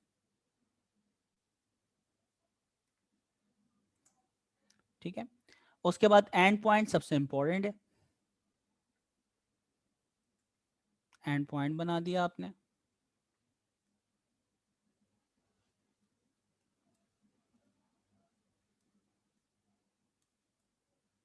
Control we paste. ठीक है, अच्छा, ये सेम उसी तरह यहाँ भी ऑथेंटिकेशन हमें रिक्वायर्ड होगी, तो ऑथेंटिकेशन के लिए भी आपने ब्रियर टोकन, टोकन की वैल्यू पहले ही डली हुई है। ठीक है, अच्छा, अब हमारे पास जो किताबें ऑर्डर्स मौजूद हैं, मैं देखना चाह रहा हूँ कि लाइक सर इनाम ने जो ऑर्डर नंबर 6 किया था उसकी डिटेल हम देखें। तो उसकी जो ऑर्डर आईडी है, वो ऑर्डर आईडी क्या है, ये मौजूद है। ठीक है, तो ये ऑर्डर आईडी इस्तेमाल करते हुए आप पर्टिकुलर कोई भी एक किताब या किसी ऑर्डर की डिटेल डालते हैं, सिर्फ आईडी, और यहाँ से आप गेट से ही रिक्वेस्ट भेज रहे हैं। देखें, सही नाम की यानी जो यानी किताब का ऑर्डर है, एक पर्टिकुलर आईडी के अगेंस्ट देख रहे हैं। इसका भी सेम वही तरीका है, या तो आप पाथ के वेरिएबल के अंदर खुद ब खुद वेरिएबल का नाम आ जाता है, आप उसकी आईडी डालें, ऑर्डर नंबर डालें, और उसके अगेंस्ट आपके पास डेटा शो हो जाएगा। या डायरेक्टली दूसरा तरीका क्या होगा दोस्तों जी, डायरेक्टली आप स्लैश के बाद जो आपके पास आईडी है, वो आईडी भी यहाँ पे आप पास कर सकते हैं। ठीक है, तो वो भी अगर करना चाह रहे हैं तो वो तो बहुत ही आसान है, कॉपी पेस्ट, और यहाँ पे आके इसका नाम दे देंगे आप URL, और कुछ नहीं करना। अच्छा, मैंने किसी और को कॉपी पेस्ट कर लिया है। ठीक है, तो हम यहाँ आ जाते हैं ऑर्डर्स। ठीक है, ऑर्डर की वैल्यू यहाँ पे मैंने कॉपी की हुई है। ऑथेंटिकेशन यहाँ पे लाजमी सेट करना पड़ेगी, तो बेयर टोकन, और यहाँ पे आपने गेट के जरिए ही गेट करना था। ठीक है, तो हम गेट के जरिए यहाँ पे रिक्वेस्ट को भेजते हैं। देख रहे हैं, तो ये दोनों तरीके से आप वैल्यू यूआरएल में भेज के ऑर्डर आईडी और उसके अगेंस्ट उसकी वैल्यू निकाल सकते हैं। अच्छा जी, नेक्स्ट हमारे पास जो है डेटा को अपडेट करना। अब डेटा को अपडेट क्या कर सकते हैं, ये एक ऑर्डर है, लाइक साई नाम ने जो ऑर्डर किया, उस ऑर्डर में जाके जो भी आपकी ऑर्डर की ऑथेंटिकेशन यहाँ रिक्वायर्ड होगी, बॉडी में जाके आप क्लाइंट का नाम ही तो चेंज कर सकते हैं, और तो कुछ नहीं। ठीक है, अगर आप कोई और यानी ऑर्डर करते वक्त डिटेल ले ले होते तो वो डिटेल आप चेंज कर सकते थे। तो हमें अब डेटा को अपडेट करना है, तो भाई अपडेट करना है तो फिर दोबारा से मैं इसको कॉपी पेस्ट, प्रोसेस का नाम है अपडेट ऑर्डर,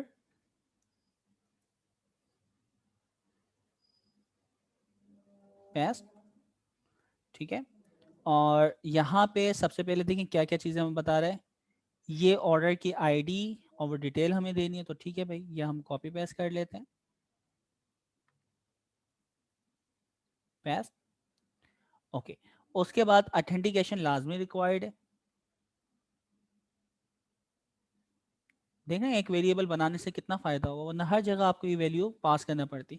अच्छा, फिर दूसरा ये कह रहा है कि स्ट्रिंग के अंदर आपको की वैल्यू जेसन में पास करनी है ऑथेंटिकेशन के बाद, तो वो बॉडी वाला वही वाला सीन है। प्रोटोकॉल क्योंकि अपडेट कर रहे हैं तो अपडेट के लिए पुट या पैच का आपके पास प्रोटोकॉल इस्तेमाल होता है। ऑर्डर आईडी जो भी है पहले तो आप वो सिलेक्ट करेंगे। अब ऑर्डर आईडी आपको चाहिए तो आपने एक वैल्यू यहाँ से गेट की हुई, ये ऑर्डर आईडी यहाँ पे मैं कॉपी कर लेता हूँ, अपडेट में जाके ये ऑर्डर आईडी यहाँ पे पास कर देते। ठीक है, और इसके अगेंस्ट इसकी बॉडी में जाके जेसन फॉर्मेट जो था रो डेटा में जाके हम वैल्यू को अपडेट यहाँ से करवा देते हैं, इसी स्टैंडर्ड फॉर्मेट में पास करना पड़ेगी। अच्छा, ये जो भी ऑर्डर मैंने कॉपी किया है वो सर इनाम का, सर इनाम की जगह हम नाम चेंज कर देते हैं लाइक सर जिया। ठीक है, तो अब देख लें क्या क्या करना है। सबसे पहले ये आपके पास यूआरएल सेट करना है, पुट या पैच का जो आपके पास है, पेज इस्तेमाल कर रहा है तो मैं पेज इस्तेमाल कर लेता हूँ। उसके बाद कह रहा है कि ऑथेंटिकेशन रिक्वायर्ड है, तो ऑथेंटिकेशन के लिए आपने ऑथेंटिकेशन यहाँ पे वेरिएबल टोकन के वेरिएबल को इस्तेमाल कर लिया है। उसके बाद क्या कह रहा है भाई, की वैल्यू आपको पास करनी है, आपने की वैल्यू सॉरी बॉडी में जाके आपको जेसन फॉर्मेट के अंदर नया नाम जो भी क्लाइंट की है उसका वैल्यू अपडेट यहाँ पे कर दिया आपने, सही नाम से सरजिया कर दिया, एंड फाइनली आपने सेंड कर देना है। ठीक है, अच्छा सेंड हो गया सक्सेसफुली 204। तो अगर आप अभी ऑल ऑर्डर आके यहाँ से देखें तो वो जो सर इनाम वाला आपके पास डेटा था यहाँ पे नाम एक चेंज हो गया, सर इनाम की जगह सरजिया आ चुका है। ठीक है, तो अपडेट की जो क्यूरी है वो भी चल चुकी है। अच्छा, इसी तरह कोई डेटा डिलीट करना है तो भाई अब तो कुछ बचा ही नहीं है ना, तीन चीज़ें वही रिक्वायर्ड है, सिर्फ आपके पास प्रोटोकॉल चेंज होगा और आप वैल्यू को डिलीट भी कर सकते हैं। तो कैसे करेंगे, बहुत ही आसान है, आपने कॉपी करना है, पेस्ट करना है, यहाँ पे आप आ गए। ठीक है, डिलीट ऑर्डर,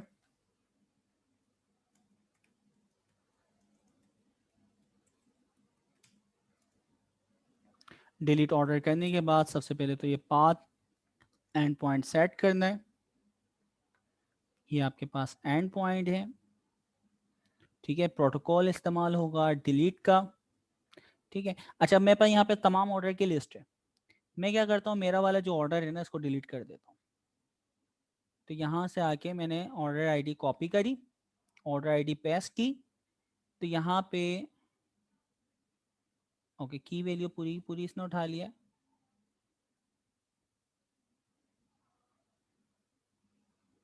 ठीक है, ऑर्डर आईडी डायरेक्टली आपने यहाँ पास कर दी। डिलीट का क्या क्या चीज़ें, डिलीट ये आपके पास प्रोटोकॉल है, पाथ है, पाथ सेट किया, वेरिएबल का नाम खुद ब खुद आ गया, पाथ वेरिएबल के अंदर आपने की उसकी पास करी है ऑर्डर की आईडी।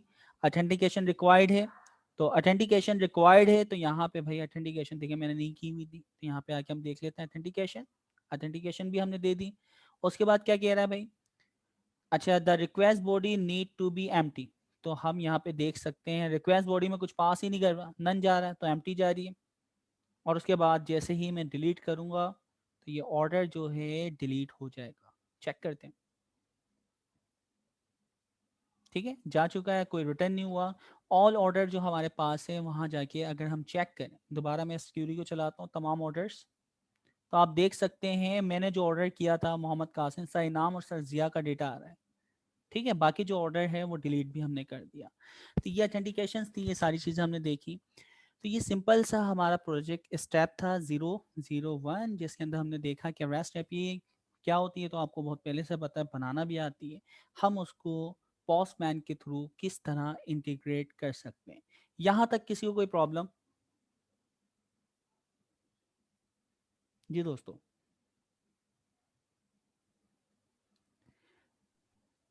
सर पुट और पैच दोनों जब काम सेम करते हैं तो दो का क्या मकसद है?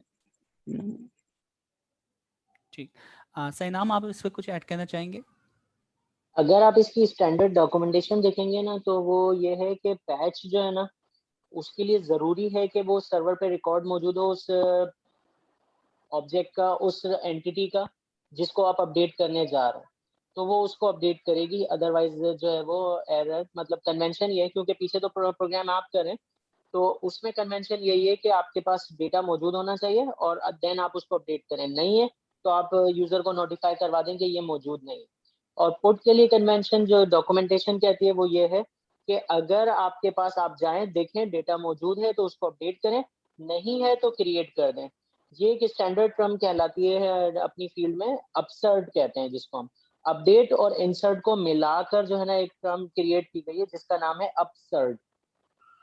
मैं चैट में लिख दे रहा हूँ। तो पुट इज काइंड ऑफ जो है अपसर्ट फंक्शन, कि अगर मौजूद है तो अपडेट करो, नहीं है तो क्रिएट कर दो यानी इंसर्ट कर दो। और पैच, अपडेट करो, नहीं है तो नोटिफाई करवा दो कि ये मौजूद है। ठीक सर, थैंक यू। ठीक है, ग्रेट। अच्छा, अब हम स्टार्ट करने वाले हैं ग्राफक्यूएल, और ग्राफक्यूएल हमने पहले ही समझा हुआ है। देखिए ये एक ना आर्किटेक्चर है, मेरा जो एरो मूव करे ना आपको उसके ऊपर यानी फोकस करना है, ठीक है? ये ब्लैक एरो। सबसे पहले एक क्लाइंट है। क्लाइंट जो होता है या तो वो वेबसाइट से कनेक्ट होता है, या एंड्रॉयड से कनेक्ट होता है, या फिर वो iOS मोबाइल से कनेक्ट होता है। अच्छा, अब ये जो क्लाइंट है ना मुख्तलिफ प्रोटोकॉल इस्तेमाल करता है, जैसे कि HTTP का इस्तेमाल कर रहा था, पॉस मेथड था, पुट था, ठीक है, पेज था, ये सारे प्रोटोकॉल इस्तेमाल करता है। अच्छा, हमारे पास जो ग्राफ क्यूएल है ना, ग्राफ क्यूएल क्या कह रही है कि HTTP पॉस का जो आपका प्रोटोकॉल है हम वो इस्तेमाल कर रहे हैं। पॉस के ही अंदर हम यानी जो आपके पास, हमारे पास तीन तरह की वो चीज़ें होती है ना, मोटेशन होती है, क्यूरी होती है, और सब्सक्रिप्शन होती है, ठीक है?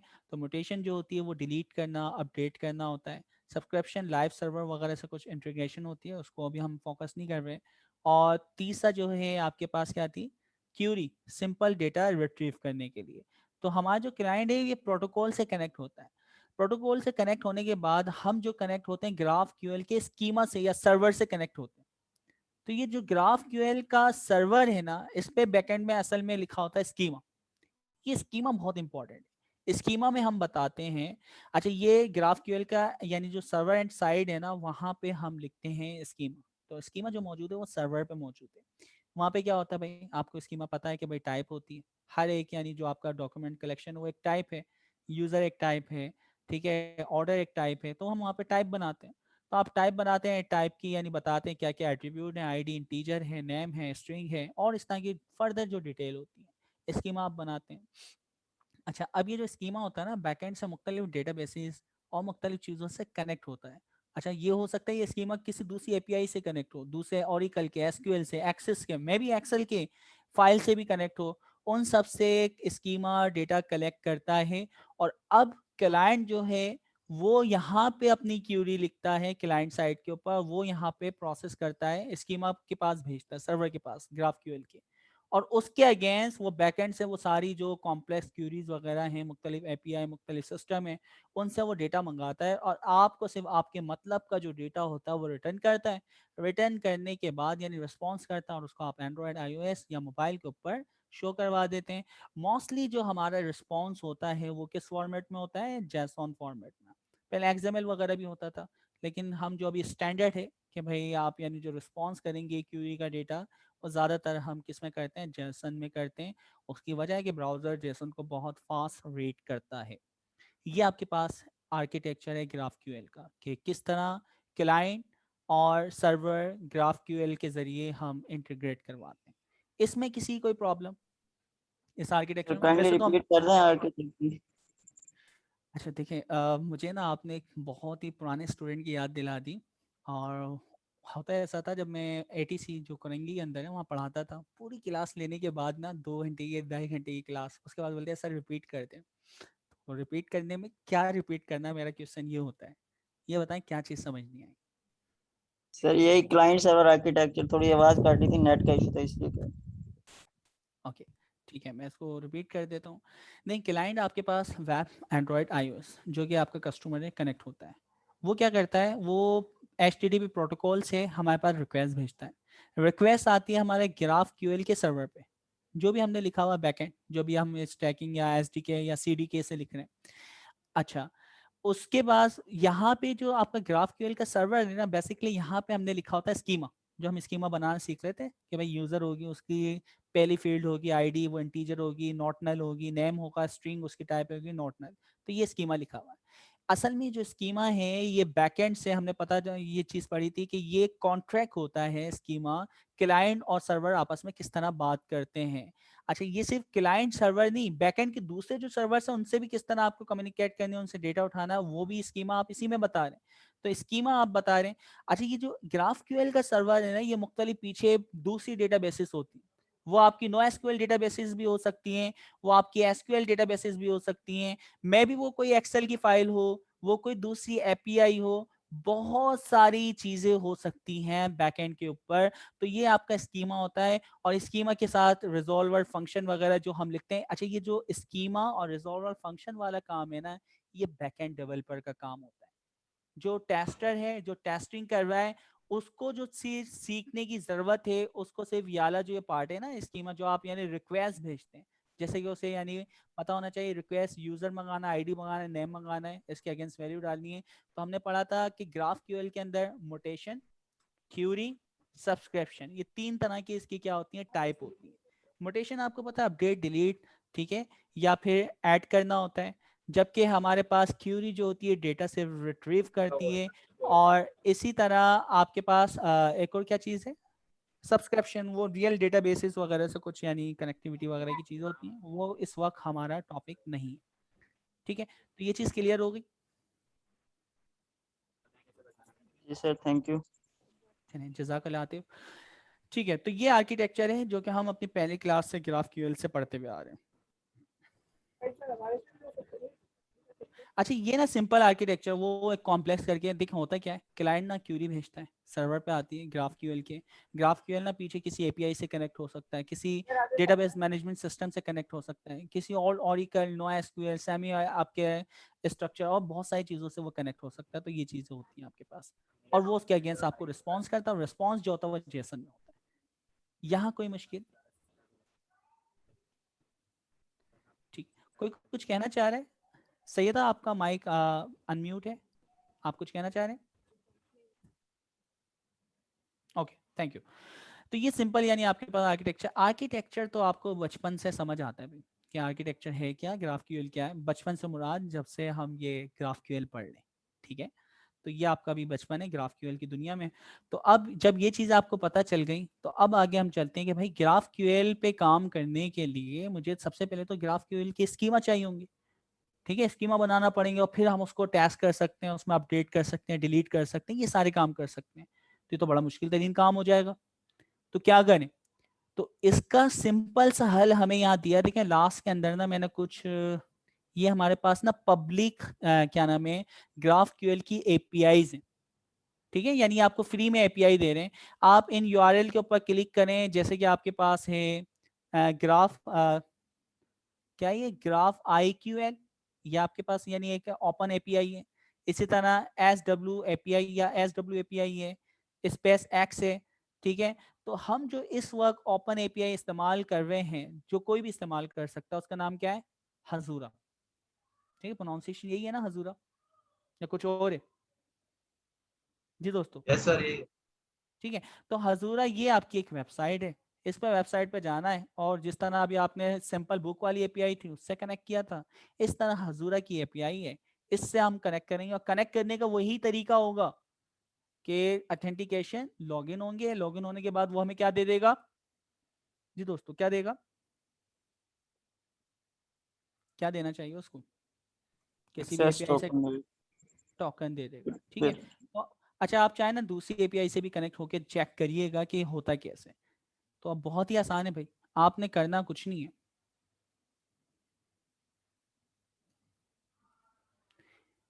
ये हजूरा की जो भी वेबसाइट है, यहाँ पे आप गए, यहाँ पे सिंपल हम लॉगिन करते हैं।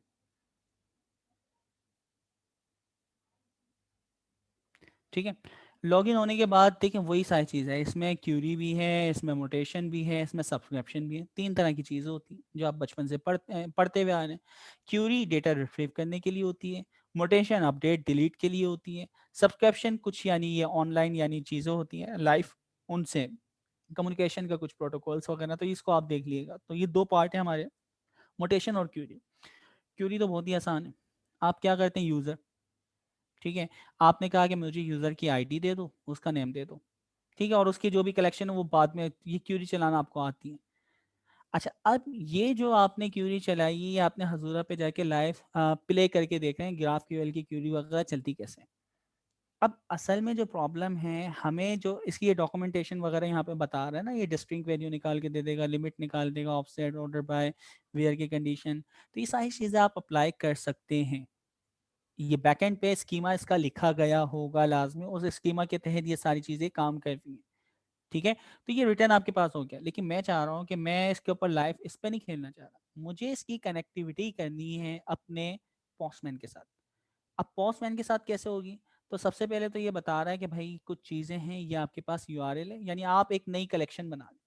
तो बहुत ही आसान है नई कलेक्शन बनाना।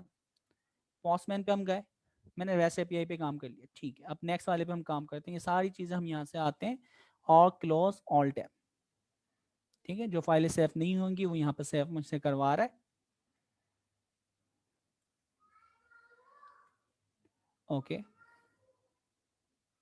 अच्छा, अब मैं एक नई कलेक्शन यहाँ बनाना चाह रहा हूँ। तो नई कलेक्शन कैसे अब आप लोग मुझसे बनवाएं, मैं ऑथेंटिकेशन कैसे बनती है मैं तो खुद भूल गया, कोई बनवाना चाहेगा मुझसे? Yes sir. क्या करें बताएं।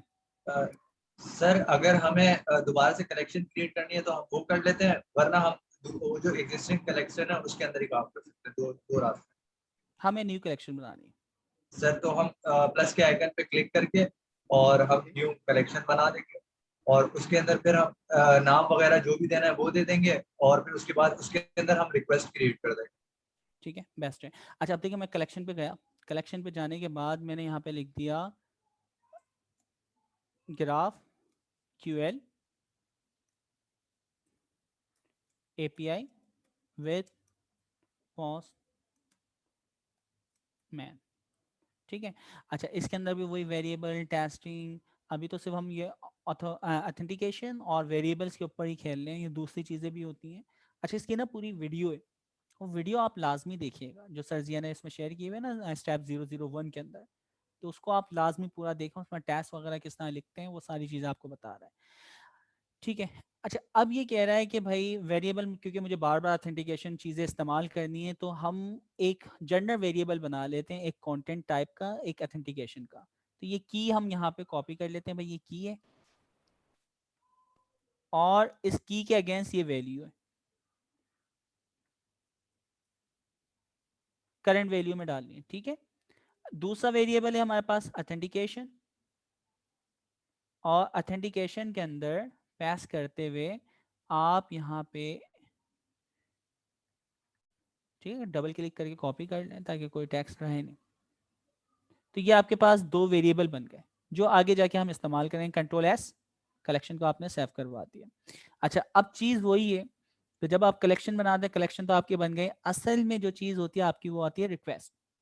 अब जैसे यहाँ पे जो रिक्वेस्ट है, रिक्वेस्ट का जो मेथड है वो कौन सा इस्तेमाल हुआ है, पोस्ट, ठीक है। ऑथेंटिकेशन आपने दे दिया, ये यूआरएल इंपॉर्टेंट है, तो ये यूआरएल मैंने कॉपी किया, ठीक है, एक नई रिक्वेस्ट में बनाता हूँ, ठीक है। रिक्वेस्ट के अंदर यहाँ पे आके ये यूआरएल पाथ आपने सेट किया, ठीक है। अब रिक्वेस्ट का नाम आपको ये पता है कि एक ही यूआरएल से आप इन यानी इंसर्ट डिलीट सारी चीज़ें आप यहाँ से चला सकते हैं ना, तो यहाँ पे आपने नाम दे दिया लाइक ग्राफ क्यूएल, ठीक है।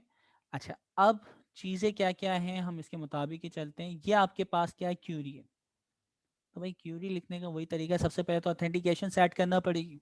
तो ऑथेंटिकेशन में हम यहाँ पे आए, और यहाँ पे की वैल्यू जो है पैरामीटर, बल्कि नहीं, पैरामीटर वो जो है ना वहाँ पे हमने इस्तेमाल किए, वो यहाँ पे हमें as a query parameter pass करना पड़ेगा। ऑथेंटिकेशन के अंदर आता है, पहले वाले पैरामीटर में हम खुद ऐड सर कर नहीं वही करते। सेम बेयरर में ही डाल दें, ऑथराइजेशन में ना बेयरर में डाल दें, वहां से टोकन कॉपी करके बेयरर टोकन में डाल दें, वो ऑथराइजेशन का हेडर खुद ही बना देगा। ठीक है, इसके वेरिएबल का नाम वहाँ पे अब टोकन की जगह ये पास होगा।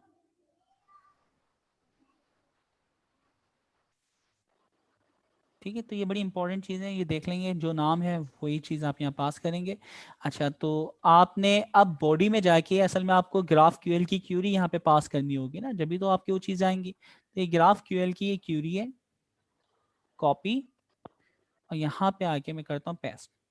ठीक है, लेट्स सी, क्योंकि वहाँ तो ये क्यूरी चल रही है। ठीक है, यहाँ मैं चला के एक दफ़ा देख लेता हूँ। देख लें भाई, पॉस्ट मेथड है आपके पास, की ये चीज़ें हैं ये आपने डिफाइन कर दी हैं। उसके बाद आपकी ये क्यूरी है, क्यूरी के अगेंस्ट ये रिजल्ट यहाँ पे आ रहा है, ये आपने वेरिएबल्स डिफाइन कर दिए। तो मेन चीज़ है ऑथेंटिकेशन का आपके पास टोकन। मैं इसको सेंड करता हूँ, मेथड चेंज कर दें भाई, post.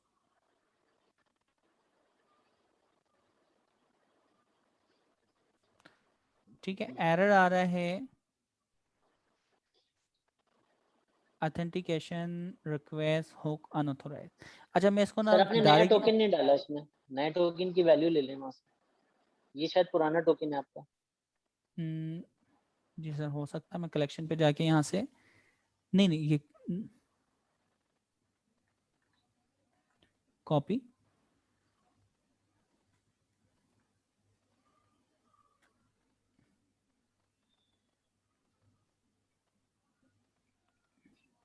Okay, bearer token, variable का नाम यहाँ भी पास होगा। क्या नाम है टोकन का? एक्सेस। ऑथराइजेशन था सर आपका टोकन का, वेरिएबल का नाम तो, और जो है वो कैपिटल ए से ऑथराइजेशन था। और दूसरी ये कि जो आपने टोकन में बेयरर लिया है ना, ये हटा दें, कि जो कि जब आप बेयरर टोकन यहाँ पे बता रहे हैं ना, तो बेयरर का टेक्स्ट वो खुद डाल देगा आपके टोकन के साथ। आपने टोकन की वैल्यू में बेयरर भी ले लिया ना, इसको हटा दें।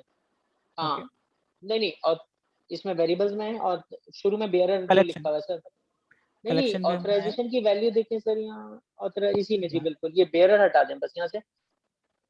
हाँ बिल्कुल, हाँ पूरा हटा दें बस, ये ई वाई से शुरू होगा जी। अब सेव कर लें इसको, ताकि जो है रिक्वेस्ट, ना वेरिएबल सेव हो जाए। अब भेजिएगा।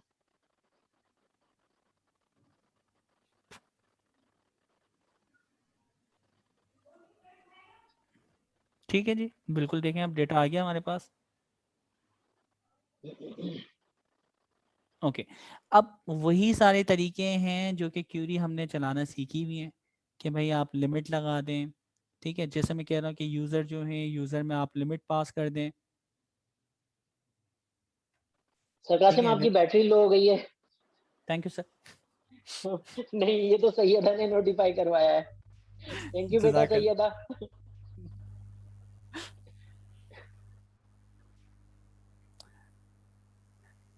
ओके, नहीं सर, मेरे लैपटॉप की वैसे बैटरी डाउन हुई है, मैं तो चिप्स वगैरह खा लेता हूँ, थोड़ी सी एनर्जी आ जाएगी। हाँ हाँ बिल्कुल सही है। ओके, तो हम यहाँ पे लिमिट पास कर रहे हैं, लाइक यहाँ पे आप देखें, जैसे मैं क्यूरी को चलाता हूँ, तो यहाँ देखें 10 आइटम आपको यानी रिटर्न कर रहा है, आप चाहें तो यहाँ से 2 कर दें, आपको 2 रिटर्न कर देगा।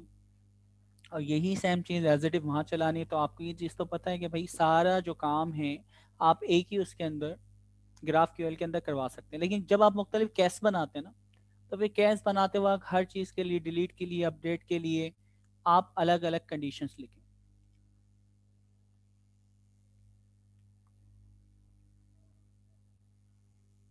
मैंने कोई वेरिएबल कम कॉपी किया है नहीं, यहाँ पे एक एक्स्ट्रा लग गया मुझसे। रिमूव नहीं किया, एक कर्ली ब्रैकेट रिमूव होने से रह गया था जी बिल्कुल। ठीक है, तो ये भी हो गया हमारे पास। अच्छा, अब वो सारी चीज़ें जो आपको म्यूटेशन आती हैं, आपको अपडेट करना आता है, आपको डिलीट करना आता है, तो सबसे आसान तरीका ये है कि यहाँ पे पहले आप यानी इसके प्ले करते जाएं, इसके साथ खेलते जाएं, डिलीट करके देख लें, अपडेट करके देख लें, ऑर्डर बाय करके देख लें। ठीक है, टू डू लिस्ट वगैरह इसमें ऐड करना चाह रहे हैं, यूज़र के अगेंस्ट जो उसके टू डूज़ हैं उन्हें भी आप शो करवाना चाह रहे हैं, टू डूज़ में भी आप चाह रहे हैं कि भाई जो टाइटल है सिर्फ वो शो कर दो, तो ये आप यहाँ पे क्यूरी चलाएं और यहाँ पे आके आप पैस करते जाएं। ये ग्राफ क्यूएल के साथ भी कनेक्टिविटी हो गई। सही नाम, आप कुछ और इसमें ऐड करना चाहेंगे ग्राफ क्यूएल के अंदर? वैसे तो जी आपकी, ओवर टू यू। जी सर, इसमें हमारे ख्याल में काफी क्लासेस ले चुके हैं, तो आई थिंक कि इतना काफी है हमारे बच्चों के लिए माशाल्लाह। और बच्चों का कोई सवाल है तो वो ले लेते हैं।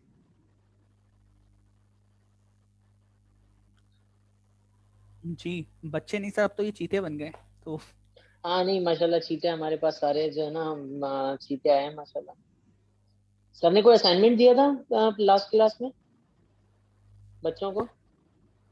सर दिया तो है, वो मुझे एग्जैक्ट याद नहीं आ रहा। आई थिंक स्टेप 004 इन्होंने खुद एक्सप्लोर करना है। हाँ, और दूसरी जो एपीआई, रेस्ट एपीआई या बल्कि ग्राफ क्यूएल की जो एपीआई है ना, ये ने एपीआई बनानी है बैकएंड के ऊपर, और फिर यहाँ पे इसके साथ पोस्टमैन के ऊपर चेक करनी है। कुछ इस तरह का मुझे याद आ रहा है।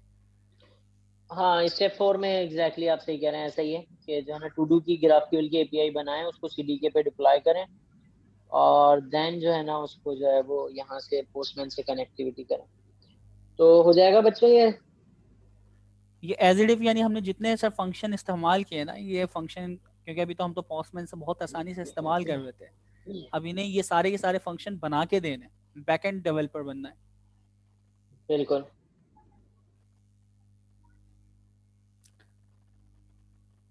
ठीक है, आई थिंक आज हम अर्ली लीव ले लेते हैं, और क्योंकि कंटेंट आई थिंक सर पूरा हो गया, कुछ रह गया हमारा? नहीं सर, तकरीबन सब कंप्लीट हो गया, बस वो मोटेशन वगैरह ये सारी, क्योंकि हम पहले ही देख चुके हैं, तो ये इनको बिल्कुल, पहले यहाँ पे मेरा भी प्ले यही करना ख्याल है था। और पोस्टमैन पे कॉपी पेस्ट करना, और तो कुछ नहीं है। इसकी डॉक्यूमेंटेशन यहाँ मौजूद है, तो ये डॉक्स ये खुद देख लें कि भाई क्या क्या, ये क्यूरी क्या रहती है, मोटेशन क्या रहती है। ठीक है, ये सारी चीज़ आपको बता रहे, डॉक्यूमेंटेशन पढ़ लें, इसको समझ लें कि उसका स्ट्रक्चर क्या है, फील्ड क्या है, किस तरह की कंडीशन वो लेता है।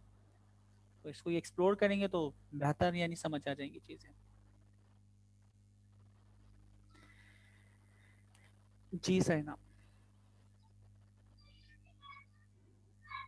आई थिंक इस पे हम एंड करते हैं। बच्चों को असाइनमेंट जो है वो बेसिकली स्टेप 4 करना है, उसको एक्सप्लोर करना है। कोई इशू होता है तो नेक्स्ट क्लास में डिस्कस करेंगे, और जो है बेसिकली उस स्टेप 4 को हम जो है कोड को जो है एक्सप्लोर भी करेंगे, और देन डिप्लॉय करके हम उसको टेस्ट भी करेंगे। बाकी जो पिछली क्लास में जो है आई डोंट नो कि कोई क्या मसला था, अहमद का मेरे पास मैसेज आया था कि उसके पास विदाउट एनी प्रॉब्लम जो है वो डिप्लॉय हो गया था। तो वो जी सारे बच्चों ने आई एम श्योर के जो है ना प्रैक्टिस कर ली होगी और हो गया होगा उनसे डिप्लॉय।